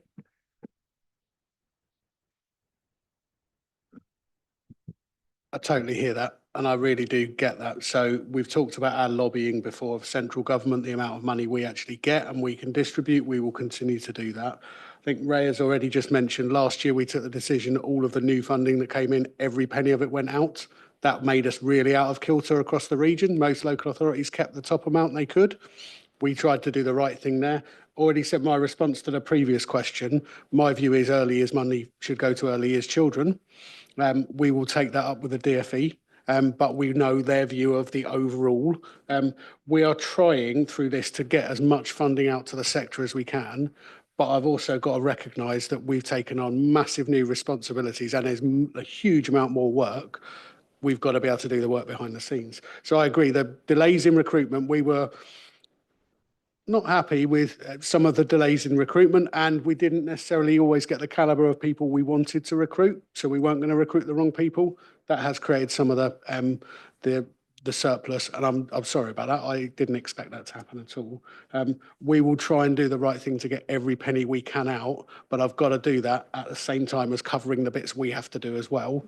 And the world has changed so much, and that increase in terms of eligibility, then wraparound and everything else, it's created a huge amount more work, which will bear fruit eventually. So I completely understand the position you're in. I know you understand the position we're in as well. We want to try and find the best way through a very difficult path, whilst not getting the level of funding we know we all need. Yeah, I think I'll go back to the last forum, which is why I think I was asking for worst case scenario, modelling it on, if you're retaining X, what is that meaning in pence for us based on the current rates, not on any uplift? And unfortunately, we didn't get that through that consultation. So I actually pretty much went through disagreeing because I can't agree with something that I don't know. If you said to me, right, in order for me to open up, 6 posts to offer the service, it's going to cost you 1p on your 3-year rate, 5p on your 2-year rate, and whatever on your under 2-year rate. I've got some measurable ability to make a decision, but we're going in blind again and again, and I just feel that there's that lack of kind of I can't process with that, you know. So and there's no relatability to what is that actually going to be offering me in central services, you know. So I can then see, great, okay, 1p extra an hour off my base rate is fine if I know that I'm going to get my payments on time every month, you know, or if I know that the support is there, I know that the compliance is there, you know. So I feel that there was the lack that was lacking in that consultation. Sorry. The only point I'll make on that, Rachel, is the complexity around the funding. And if you saw some of the other comments, it's the sector is such a varied understanding of how the funding works, how it's disseminated in terms of what the government publish and what happens with it and how we're paid, etc. So Beth and I did have a discussion about modelling it based on the current rate, but actually with what we were told in terms of the additional bits of collection of data and the delays, we thought that we could be setting ourselves and providers up to fail because we didn't know what that growth was going to be an uplift. So we had to make a decision that either we give something that then people are kind of going, but you published this, it was in your document. So I completely understand what you're saying. It would be good to see that modelling, but I think we had to take a decision that of the proportion of providers, maybe 10% would have kind of gone, right, gives me a bit of a guesstimate, but then others would have used that as a way of going, oh, that's definitely what we're going to get. And we weren't sure what we were going to get because the termly collection there's been additional bits of collection of data and it has looked very different this year. So hopefully this should stabilise now, which will for future years give us that clarity in order to be able to have a working group to look at those principles and what that modelling looks like so that we can share that. But we've just not had that intel from DFE to be able to do some of that. Can I just ask, the central services at this top slice supports, are they essential services or are those services prioritised so that sorry, my words are getting in the middle. I think it would be good to see, you know, if we don't take all of this slice away and pass it out to the sector, what are we saying services we're not having anymore? That was really poorly phrased. I hope I got the point across. I suppose from my perspective in terms of, you know, that the central retained budget does support my team, but it's not just my team, it's wider, but it's the administration around targeted SEND funding, it's all our statutory duties that are really hard, and systems and processes and things that I've inherited coming into the local authority that I'm trying to improve. So we're trying to put the infrastructure in as well as the processes, the procedures. So these are not things that are luxuries, I suppose. We're trying to get our systems in line with what probably nationally should be happening with a lot of our systems. It's like the 2-year-old portal at the moment, and you'll be aware of this as practitioners and providers that are dealing with it. At the moment, you put in a dummy code, you could put anything in that, we pay you on that. Actually, we've got clawback situation now with nearly 190 children that I've got a clawback funding because the systems haven't been right in terms of they're disjointed from the HMRC ECS check. It puts lots of extra work on providers and lots of extra work on us as well. And we were trying to streamline some of those processes. So none of these are luxuries. It's almost bringing it into a line with what progress has been made nationally and trying to bring West Northampton into that same kind of alignment, really. So from my point of view, they're kind of necessities at this stage. Ben, is there anything else that you want to add? No, I don't think anything else to add. I think it's the right challenge. I think I understood what you said, Bev, and there was if we don't, what don't we get? That was the question, wasn't it? Yeah. More than happy to set that out in exactly what the offer is. Obviously not today, but I'm very happy to come back to you to talk about that. The other thing, and I know we've talked about it briefly, that I'll just add to Ray, and Ray, I hope you agree with this, is there is an offer around CPD and training at the moment, which we've always wanted to keep free of charge. We want that to be available to everybody. What I do not want to do is start looking at charging for that at all, because we know that will mean people don't take it up. And then there are lots of providers out there that are desperately asking for training support If we put a barrier in there, as in a payment barrier, my fear is the people that need it most won't turn up. And then we're getting into not improving outcomes for children, we're getting into a worse state of affairs. So that CPD offer is something that we really want to grow. We want to keep that free of charge. We want to get more and more people buying into it. We know we need to look at different ways of providing that. That's one of the other things I believe is at risk. Ray and I can put together this is what is the current and this is the things that would be at risk, but there are no frills on it at all at the moment. It's covering the bare basics, and we know we're not quite there with all of those yet as well, particularly the payment side, which I think, well, I know Andy will touch on briefly later as well across the whole system. Ditto.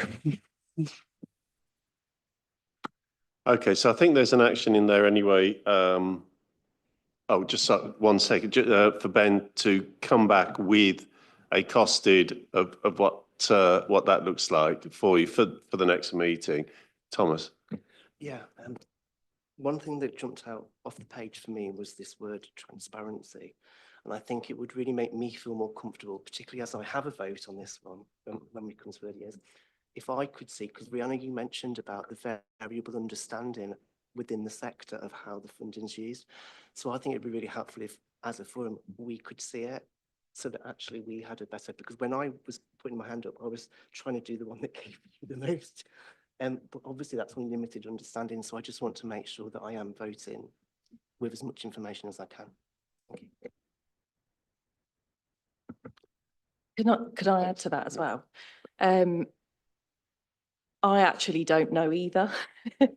So we are currently, our base rate published by the government is 550, yet we get 493, which with centrally retained currently at 5%, still in my head doesn't work out. So where does the 550 translate down to 493? And the same, I think, is with the 2-year funding. So it's published at 770 something, 781, and we get 737. If I try and take this, it is quite complicated, but for 3 and 4 year olds, we take an amount out for deprivation. We're also expected to fund the CENIF budget, the targeted CENIF budget from that. So those 2 amounts that come out reduce the rate. And then there's also this part which is sometimes referred to as the contingency, but it's not really a contingency. It's a bad word for it. But the hours of funding that we're funded on is based on the January census before the financial year starts for the first 5 months. And then it's based on the January within the financial year census for the second 7 months. We don't get given the results of that and the impact on our funding until after the end of the financial year in July. So, for example, the 23-24 budget, we just found out in July was reduced by £500,000. We have to try and, at this point in time, predict what's going to happen to our funding in July 2026. So there's an estimate, there's kind of modelling that we have to take into account. Usually the number of hours that our settings can claim from us is much higher than the hours that we're funded on. And so that's why we have to drop the rate to make it fit within the budget we've got. But we're forecasting it a long time in advance. So some years we're up, some years like we're down, like this year we've had £500,000 taken away. It's much easier for us to model 3 and 4 year olds at the moment, though COVID really threw in a bit of an issue. But where we've got years and years worth of data, and we can see on average the number of hours we're going to have to pay out is this percentage compared to the number of hours we get funded for, we can make a much better estimate. With having new elements thrown into our system each year, we don't have years worth of data to base that kind of average on. So I think it will get better. It's also with the new elements of funding, the under 2s, the 2-year-olds, the working parents, they tend to be funded more closely to the hours that we're actually paying out. So we're able to be a bit more adventurous, go closer to the actual rate we're funded on, because there's less of a discrepancy between the hours we're given funding for and the hours we pay out. But that will eventually, we think, be funded in the same way, the January before and a midpoint January, that we don't find out about until after the end of the financial year. So it is horrendously complicated, and it's completely understandable why people don't understand it. Yeah, we've gone through this before. It might be worth, Beth, is like you've done with notional send funding. I'm pretty certain in previous meetings or over the last few years, you have set out those, but it might be useful to do a little bridge between this is what a headline rate is, and this is how it works out down to the proposed rates.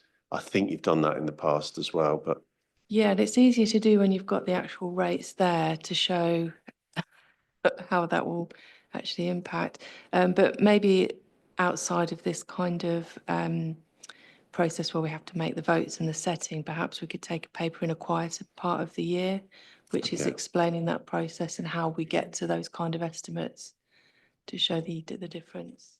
yeah, no, that's great, and it can work either way, but that is the problem with the funding formula, the way that the government set it up, in that because they're trying to keep up to date with the numbers and so making those final allocations after the year end, it's a lottery on where they tip out, which is why you can end up with either a shortfall or actually a big surplus, because you suddenly get some more money landing in your lap that you just simply weren't anticipating. Okay, so back to this. With 2-year-old rates then, the proposals that we have in front of us, which we can either agree to a 4%, a 3%, which I think from the responses was the preferred of the options, or if we didn't want to take any of those options, then that would be back to the DFE, wouldn't it, to decide. So can I ask if we can have a vote on who is interested in, first of all, the option of the 3% top slice from the budgets of the 2-year-olds? Right, I think that's everyone. And as we say, that's the best of the worst options, because Bev has quite rightly pointed out, that is a reduction either way, and given that the rates are static, is just an out and out reduction. I don't know whether you can minute something around that, James. There was concern that effectively, because the proposed rates that have just been published are flat, that this will reduce the funding, and is something that the schools forum would. It's that the proposed rates are less than a 3% increase. So Yeah. in real terms, this is a cut. Is a cut, yeah, to an already low level of funding. And perhaps that's one we can then we can look at with Fiona with the F40 group, to say this is an area that the F40 group perhaps can lobby government on. Chair, happy to do that, and happy to take that up across with regional colleagues as well. I'll do that, and I know Rayhana meets with early years leads across the region as well. So happy to take that into those respective groups to see where other people are as well. Super, thank you. Sorry, Chair. Can I add to that I guess you're not going to know what that's going to look like until after the January census. So can I ask that perhaps providers are informed that they're going to have a date in which those rates are going to be released? Yeah, we're aiming to have them in February, at the end of February. Okay. That's the whole point of trying to do the consultation early. We're just hoping that the FBA would have released the information maybe at the end of November. That would have put us in a better position.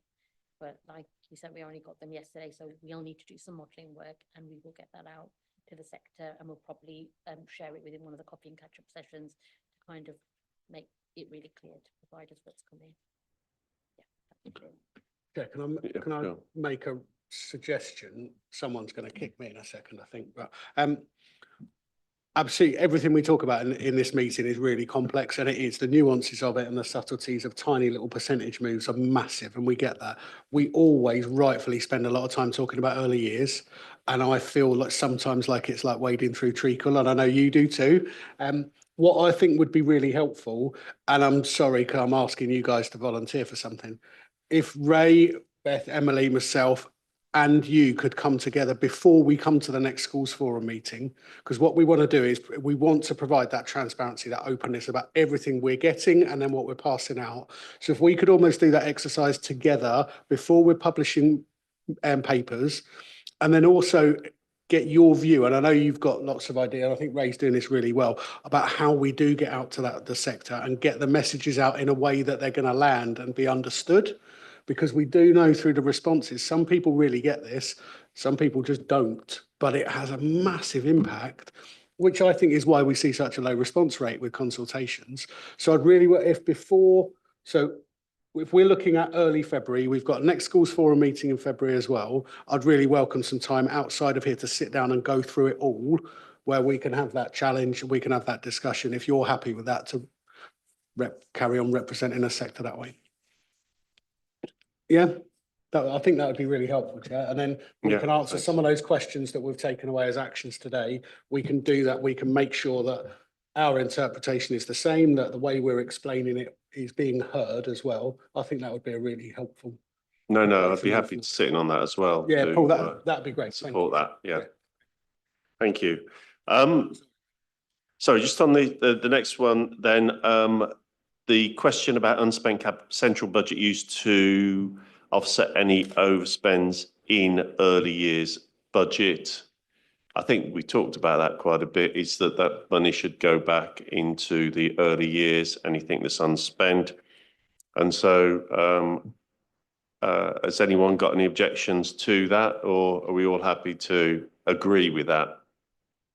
Chair, so on this report, there isn't a proposal that the schools forum is asked to consider for each of the consultation questions. Okay, all right, oh well. So what you're looking at this point is deprivation. The section headed consultation with the sector. So effectively, what schools forum is being asked to agree is the A to E items. Yeah. So you've done A, you've reached a decision on B, C, or neither. So it's D, E. Okay. And these are indicative votes by schools forum. WNC is the decision maker, and for both D and E, it's schools, academies, and PVI members. So again, sorry, Mr. Goodridge is excluded, which looks very harsh on him. But that's the situation. That's the requirement. So this deprivation factor, that relates to question 6, I think, which the 9 months and 2 yet for the, yes, it does. It relates to question 6, of which there was a large disagreement within the consultation. No, that's question E. Question D is the supplement for the under 2s, and question E is the inclusion children aged 9-year-olds to 2-year-olds who meet the eligibility for SEND. So I think that one E relates to question 6, doesn't it? I think D's question 6. Right, okay, E's questions. So question 6 is related to D, which is about the deprivation supplement. And that's where we've had a really strong kind of response from the sector. And although it's an LA decision, that was what I was saying, that in terms of that, we can't really ignore what is being stated here. Already the base rate's going to reduce because of the fact that that 3% or 4% is, you know, additional centrally retained funding. So what we're saying is that indicative of the response, we'd be willing not to then add a deprivation supplement. I just put into the kind of domain for discussion should we be looking at maybe having a deprivation supplement for just the 2-year-old deprived children that are those that are highlighted to us by the DWP based on very much a 3 school meal criteria to be able to support those providers that are taking those children. I just wanted to kind of seek a bit of a view on that because that was some of the feedback that came from the comments, but it's kind of saying that based on the fact that what we just talked about, that the rate going down for under 2s and 2-year-olds, we would be willing to kind of not add a deprivation supplement, but I just wanted to open it up for discussion while we're in this public forum. Should we be considering it for the disadvantaged 2-year-olds only, maybe? So I think my opinion on that would really sway it, being maintained nursery schools are in very deprived areas. So we would always vote for a deprivation amount because that would boost our base rate. So that's a difficult one for me. Bev, I know you know this, but I've got to say, this is a decision about the sector, not about an individual. I know you know that, and it's really difficult because you are in a reasonably unique position. I get exactly what you're saying, and if I was sitting in a deprived area, of course I'd vote for it as well. But just we've got to try and get a decision that's based on what nearly 500 providers across the patch, and it is very different. I absolutely get your position. But I think the bit that's sad with this one is that it's if you're sat into a primary or secondary school, you'd get additional funding with this. It would come in through the pupil premium.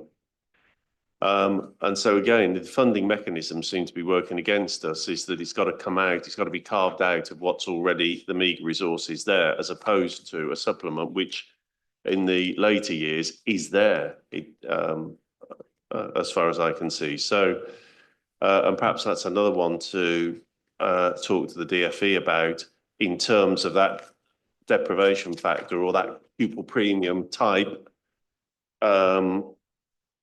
thing that that goes down to 2-year-olds, seeing as now they've started looking at that. So Paul, just to clarify, that EYPP does exist within the early years funding, which is ring fence money for, and disability access funding does exist, and that already is passported to 9 months all the way through to 4-year-olds. So this was an additional supplement that we were asking about that we have to do for 3 and 4-year-old, which is mandatory, was opening up the discussion if we should introduce that additional supplement for deprivation for under 2s and 2-year-olds.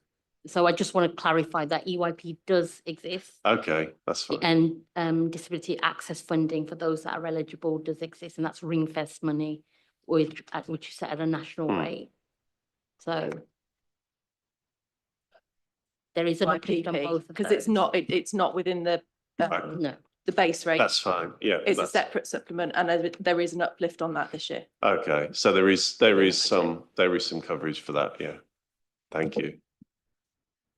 Okay, so generally speaking, then, are we going to vote with the responses and disagree with that? I think you've basically suggested, Marie, that you weren't proposing to take that any further at this stage. It's something we can look at in future years. Everyone happy with that? Okay, thank you. So that's effectively unanimous against Yes. proposal. Thank you. Yeah.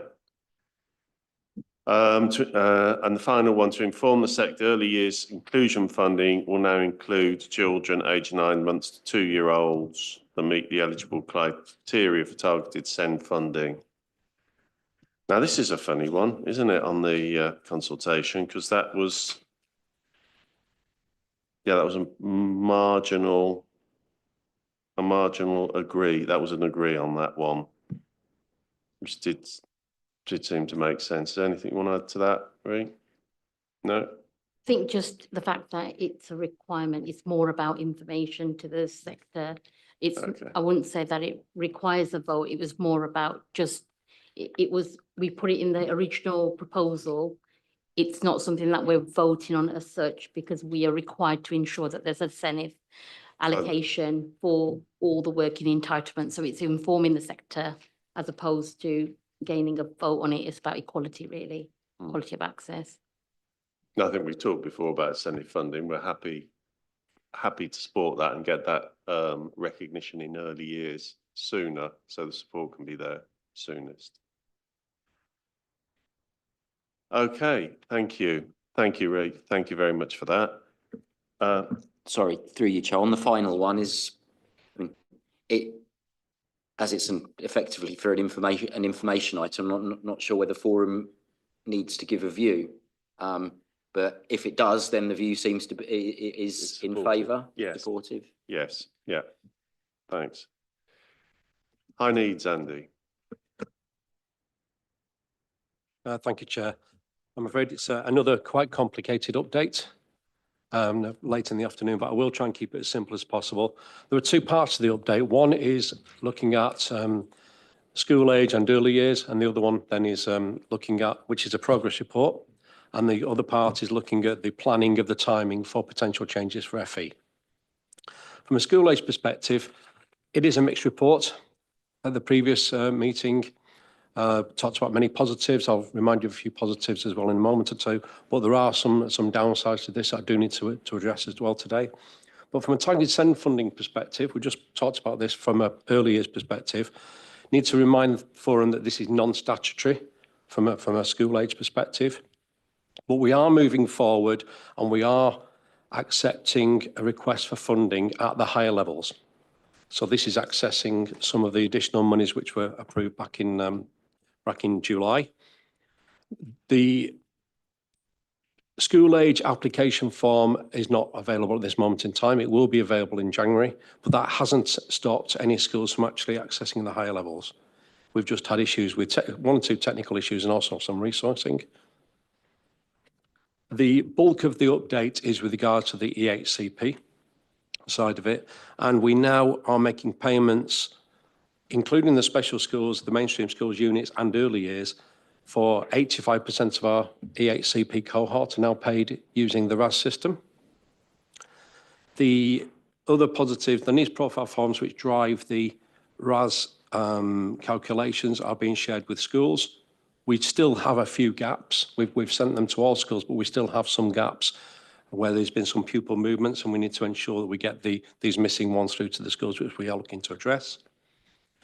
And we are also remind forum that of the needs profile forms which have been completed for schools and for early years, 100% of them, which was a commitment we made, were moderated by either an officer or a service manager.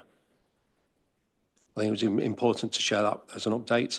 Payment protection has been made, and the commitment is that over the period to the end of March, no schools actually lose out. We increased it from 75% up to 100%.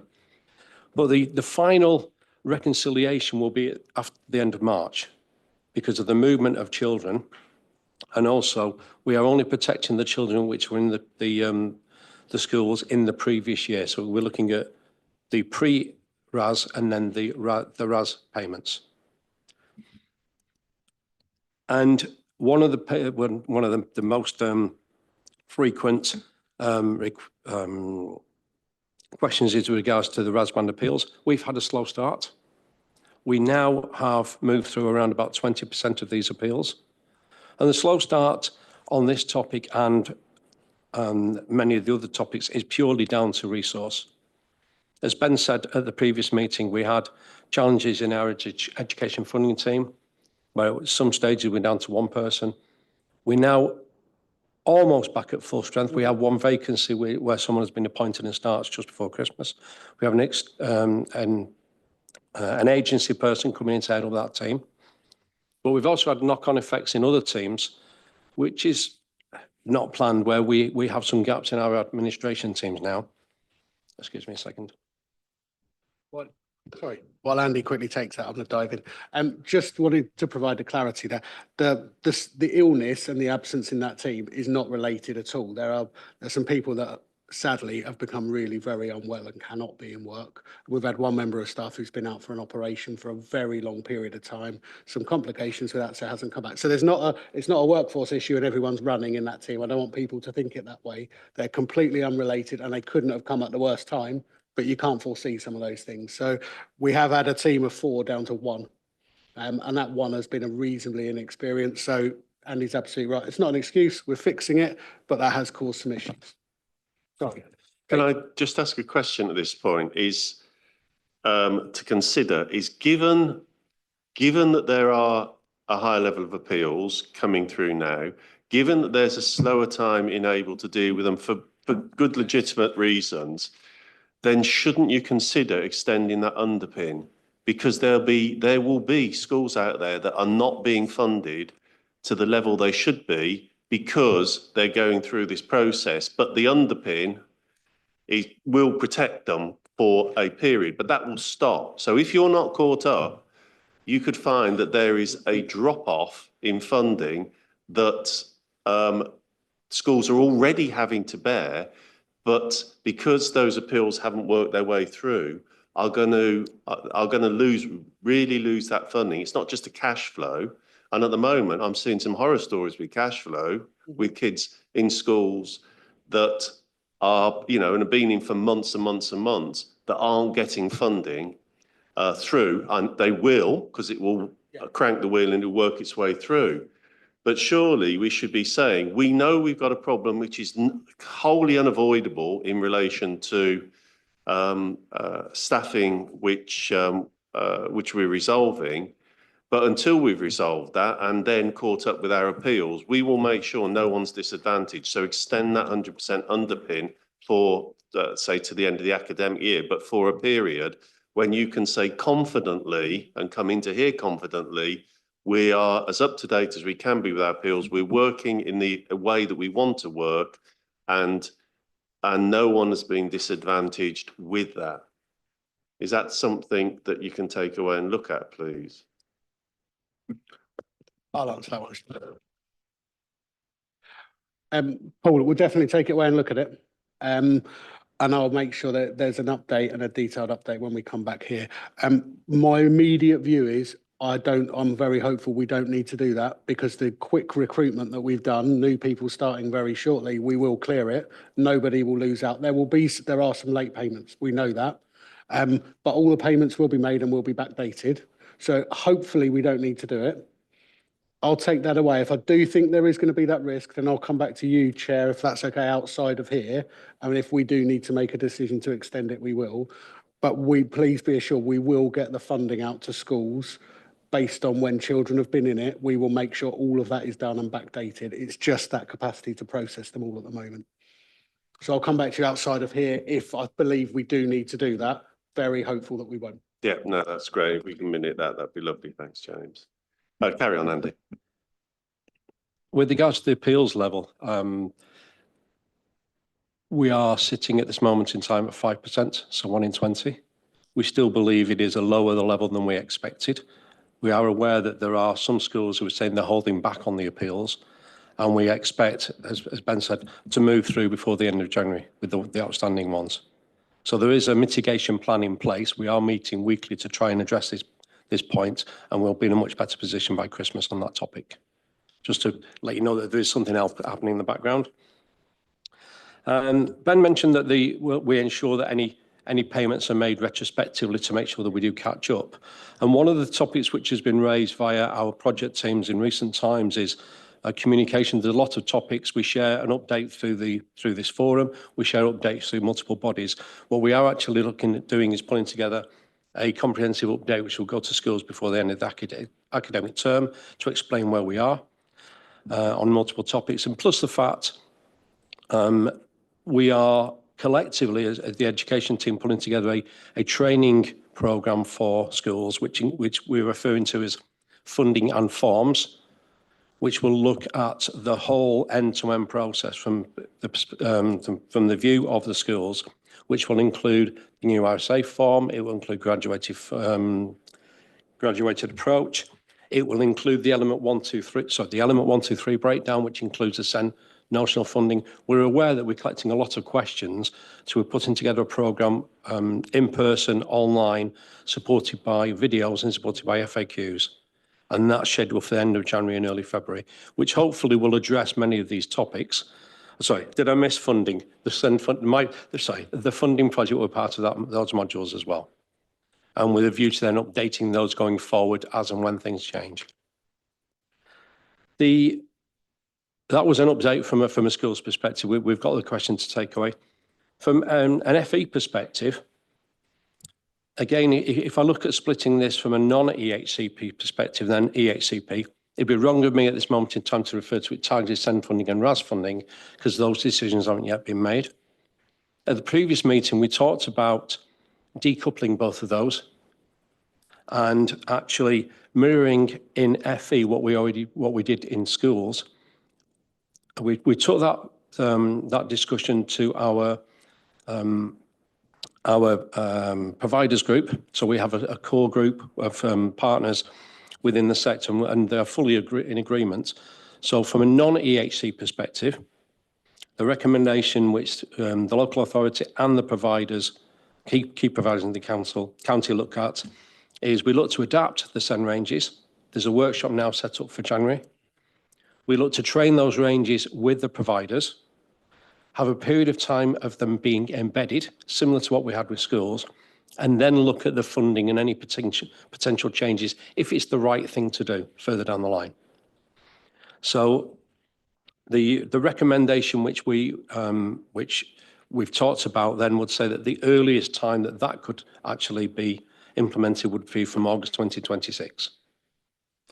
On the EHCP side, again, we have close partnerships with the providers, and Northampton College, who are our biggest provider. And when I say biggest provider, I think Northampton College have got more children and young people with EHC plans than any other provider within the county at this moment in time.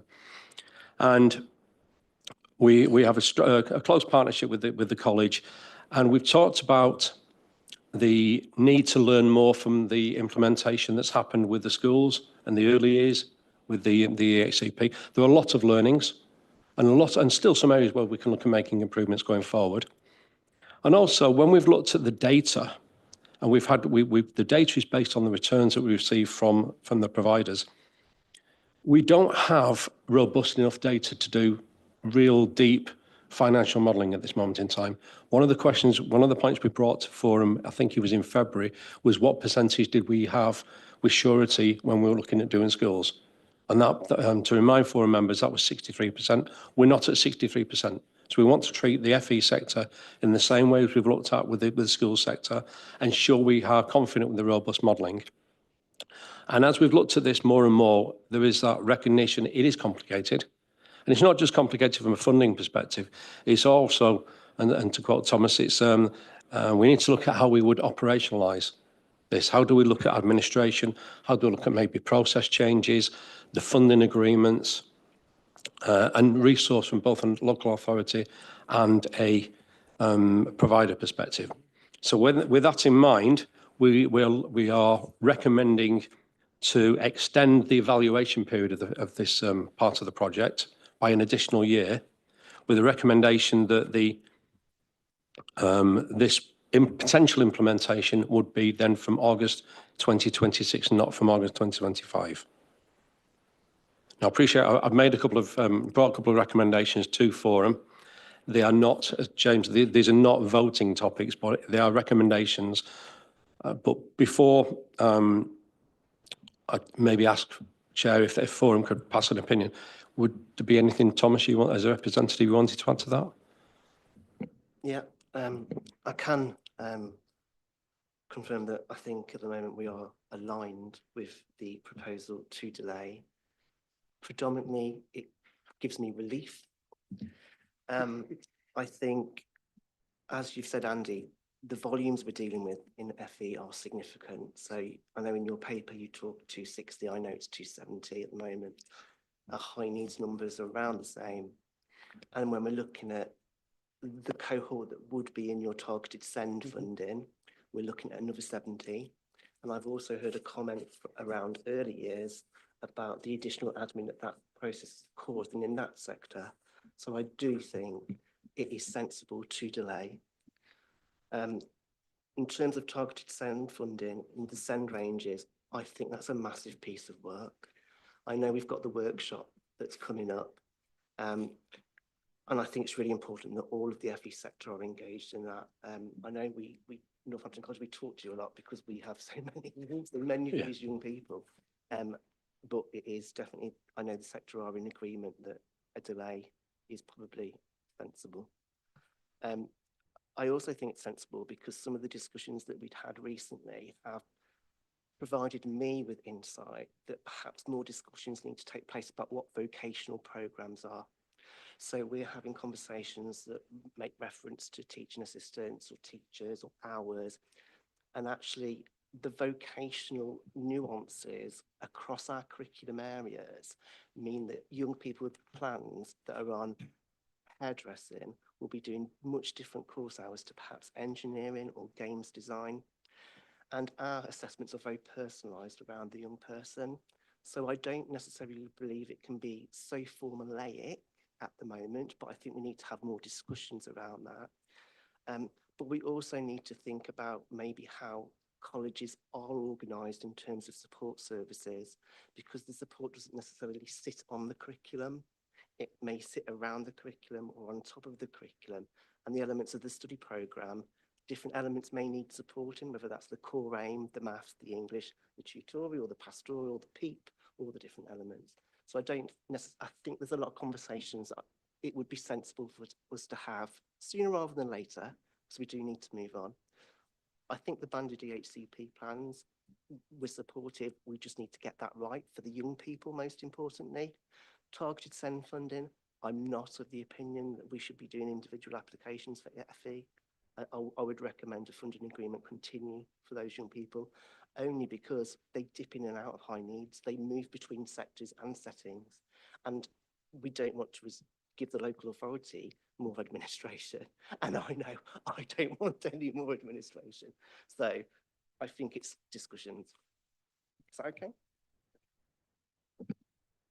Thomas, thank you. I think everything you've said there, I know it's very well considered, and I think it's the right thing. My quick interpretation of it, let's do it once and let's do it properly. And if that means it's going to take a bit more time to really understand the cohort of young people whose needs you are meeting, the changes we know that have been made across some of the providers recently, the changes in leadership, the changes in curriculum as well. I know we spent a long time talking about early years and sort of statutory aid. The FE sector, the change since COVID, the change in need, the change in the profile of young people, I think it's probably as extreme as anything at the moment at that 16+ end. I really do. So I want to get it right, and I absolutely want to do it right. So I really welcome the comments there. I did have a couple other comments to make just on the back of some of the RAS work, but if you wanted to come back on that one, I'll pause for a... I was just going to say we're getting ready for Gen Alpha, aren't we? So we've got all that to come. Just to go back to some of the previous comments. So talked about appeals. Andy's obviously provided the information. Frustrated that we didn't have the capacity to do as much as we were going to do, but some of that was unforeseen. One of the things we have done, and I think this is the right approach, this is around not just RAS appeals, this is around our funding panel and the membership there. So we've been asked a couple of different places around attendance at the funding panel. We've completely changed the way we do that at the moment, now chaired by our Director of Children's Services, running much more smoothly, much more efficient. We spoke to our Senko network. We now have 11 schools who will be representatives at that panel, and we will run that in a rotating basis. So we've got 11 mixed between heads and Senkos who volunteered. We're going to run some training for them in January about how to come to that panel to provide that critical challenge as providers around requests that are coming in.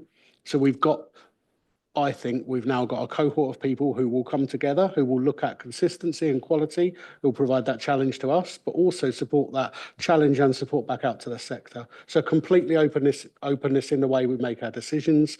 That panel is also the panel that will look at RAS appeals as well.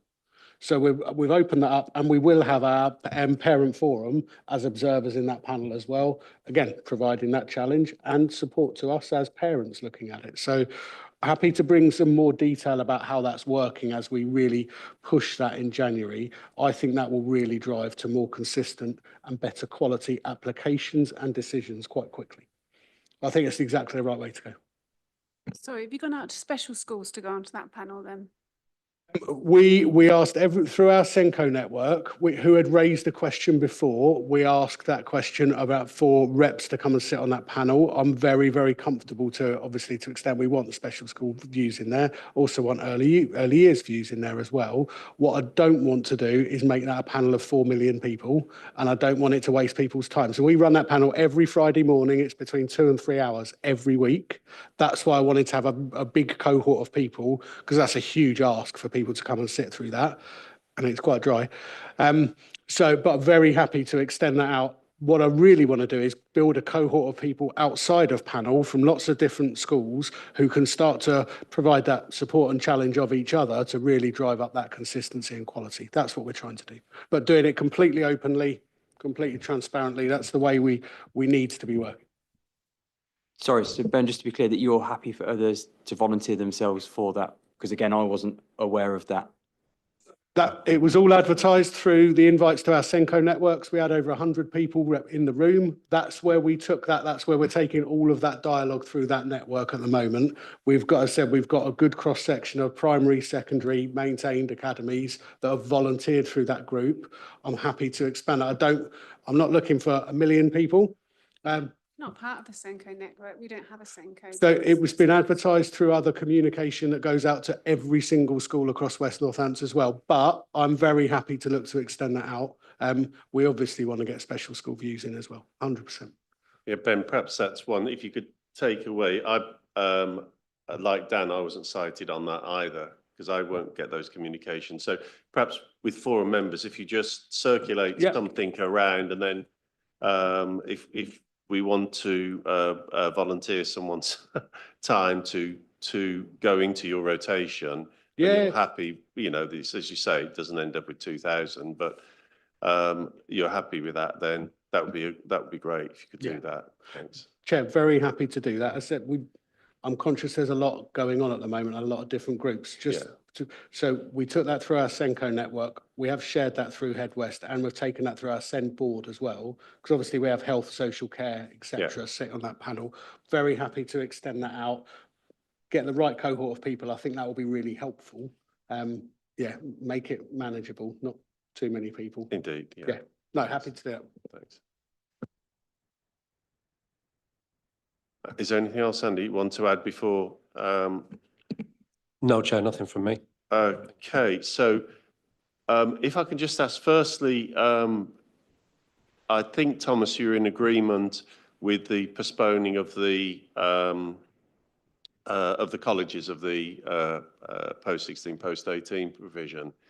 And I know it's not a vote on there, but you're looking for the opinion of them. I would tend to agree with you. I think that there's still work to do, and I appreciate, Andy, you're probably more optimistic than I am currently looking at it on where we are with the mainstream. So having that extra time to concentrate, embed it, and make sure that it's all the any issues are worked out is a good thing.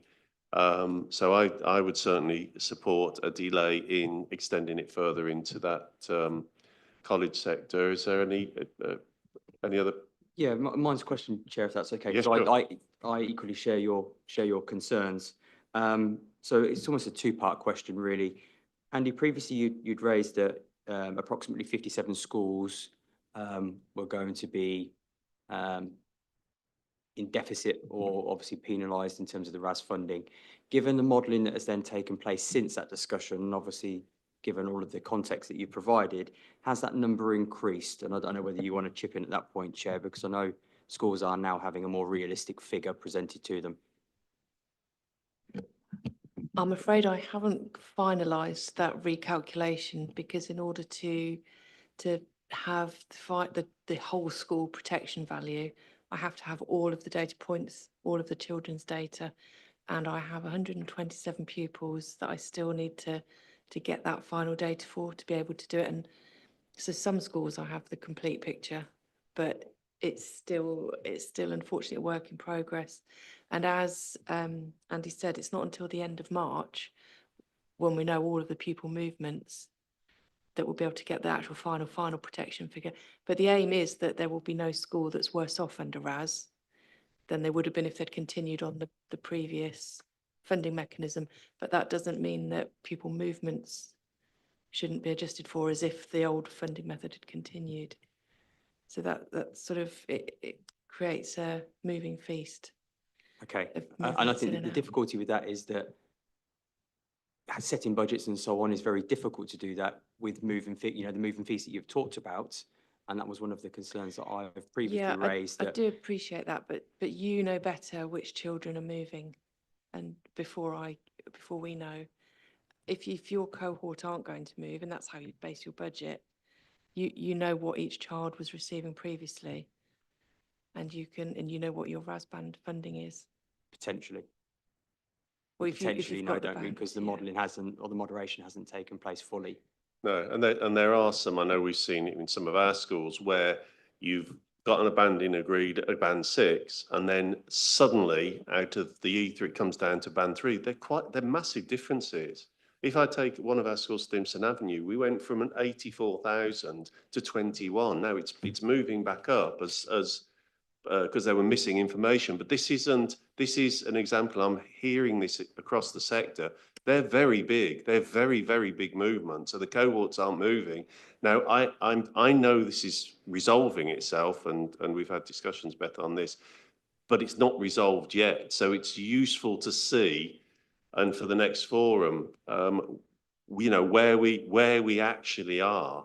And even if it is a moving feast, and to get it tied down entirely, it's useful to see an update on the numbers from the original paper and see where we are. But these are quite dramatic movements sometimes. And sorry, just to add on to that, Chair, I think my concern with those figures, I think the question for me, for a school that has a rather large provision, and then the same question could be raised for future provisions and settings, is WNC confident that these provisions are financially sustainable or viable? And that's a realistic question based on the budget in Beth. I know that we sat there and looked at it. Now, if you times that across a special school that's 200, for example, again, those figures are proportionate to those student sizes. So I guess it's a direct question is, do you sit with confidence that these provisions and settings are financially viable and sustainable? Because ultimately, that's where the children are going. So, yeah. Chair, there's a couple of bits I think in there I'll answer to. At the moment, yes, I'm confident that they're sustainable because we've benchmarked costs in a lot of different places. So yes, at the moment, I am. As we've said, the whole implementation of RAS, we've put nearly £3 million extra into local schools for the same children. So there's a lot more money in the system.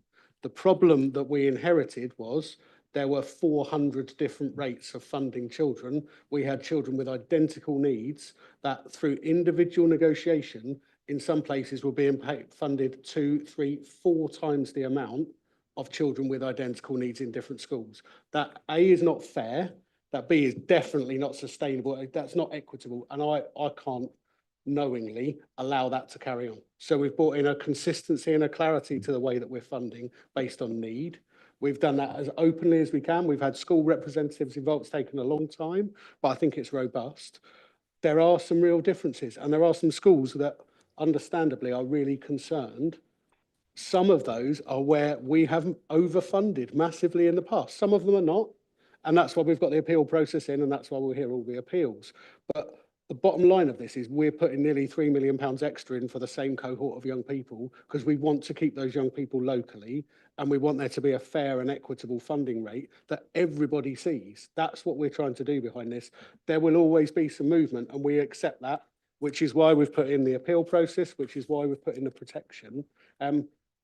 Long term, this is going to, I believe, really benefit local schools, but I do get there's a period in the middle where it is going to create some volatility. That's why we've agreed that protection, and that protection having quite a long tail as well. So I think we're not quite in the eye of the storm, but it feels like we're pretty close to it with all of the RAS funding. I still absolutely trust this is the right thing to do, because we cannot go on with that previous individually negotiated amounts of money. That is not the way we can do this. It's completely wrong approach, in my opinion. No, and I think, Ben, this is why Schools Forum approved the change to the RAS funding, because we felt there needed to be consistency.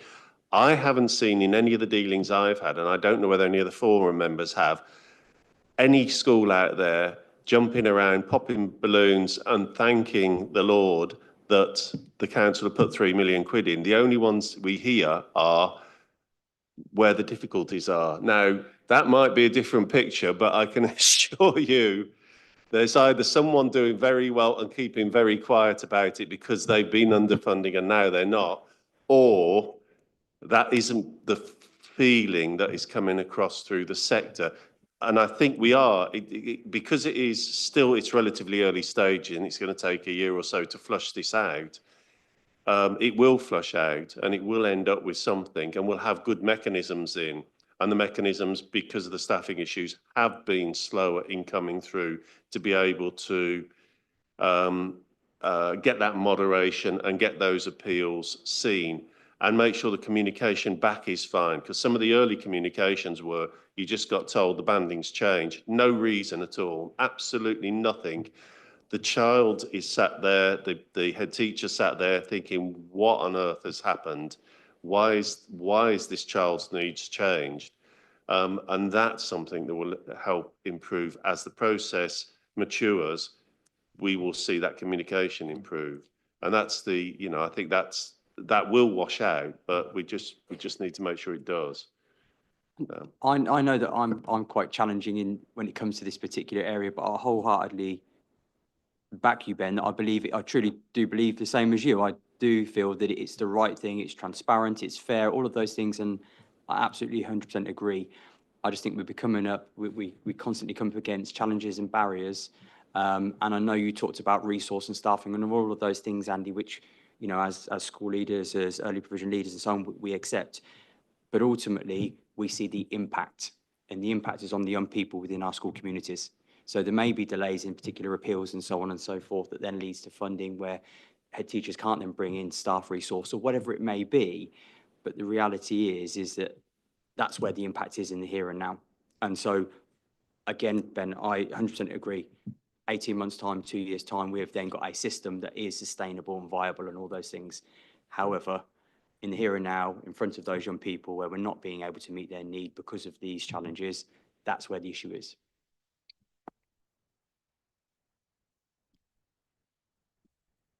My response is, I'm not responding to what you said, Dan. I believe that it's the right thing to do. The one update I forgot to include, and I do apologise, is an update from an early years perspective. We talked at the last meeting about a number of providers that had not received the retrospective money. Unfortunately, my colleague is ill today because I was expecting her to tell me which day in the next few days these payments will be cleared. So just reassurance, it was a topic that was raised last time by my colleagues from the earlier sector, and forgive me, I forgot to put that into my summary earlier, but it will be sorted within the next few days. Thank you. Sorry, Chair, just one more, and it was just a question that towards Beth that we spoke about previously, Beth, at the previous forum, was around provisions of particular sizes around minimum funding guarantee. I didn't know if there was any kind of follow-up on that at all. Yeah, we'll bring back that as part of the February papers, and have further discussions around that. Thank you. Thank you. If there's any more questions for anyone? No? If we move on just quickly to the forward plan, and noted the forward plan, can I ask, James, we have towards the end of the agenda item, high needs update. Can we bring that forward in the agenda, please? Because I think it's something that certainly over the next couple of meetings needs attention, and it would be good to get that dealt with after the first three standing agenda items, and probably before we go into the DSG monitoring, because it's always high needs that's there. That's the thing we talk about. So if we do the high needs update earlier in the agenda, then we'll make sure it's fully dealt with that. If there's no other questions on the forum. I haven't been advised of any urgent business, so it just remains for me to thank you very much for your attendance today, either online or in the room, and it's very important work that we do here. So I really appreciate the time that everyone puts in, and for the officers for producing the reports and answering questions. That is very much appreciated, and it's helping our school system perform better. And I'd just like to wish everyone, when it comes, a Merry Christmas. Thank you. Thank you.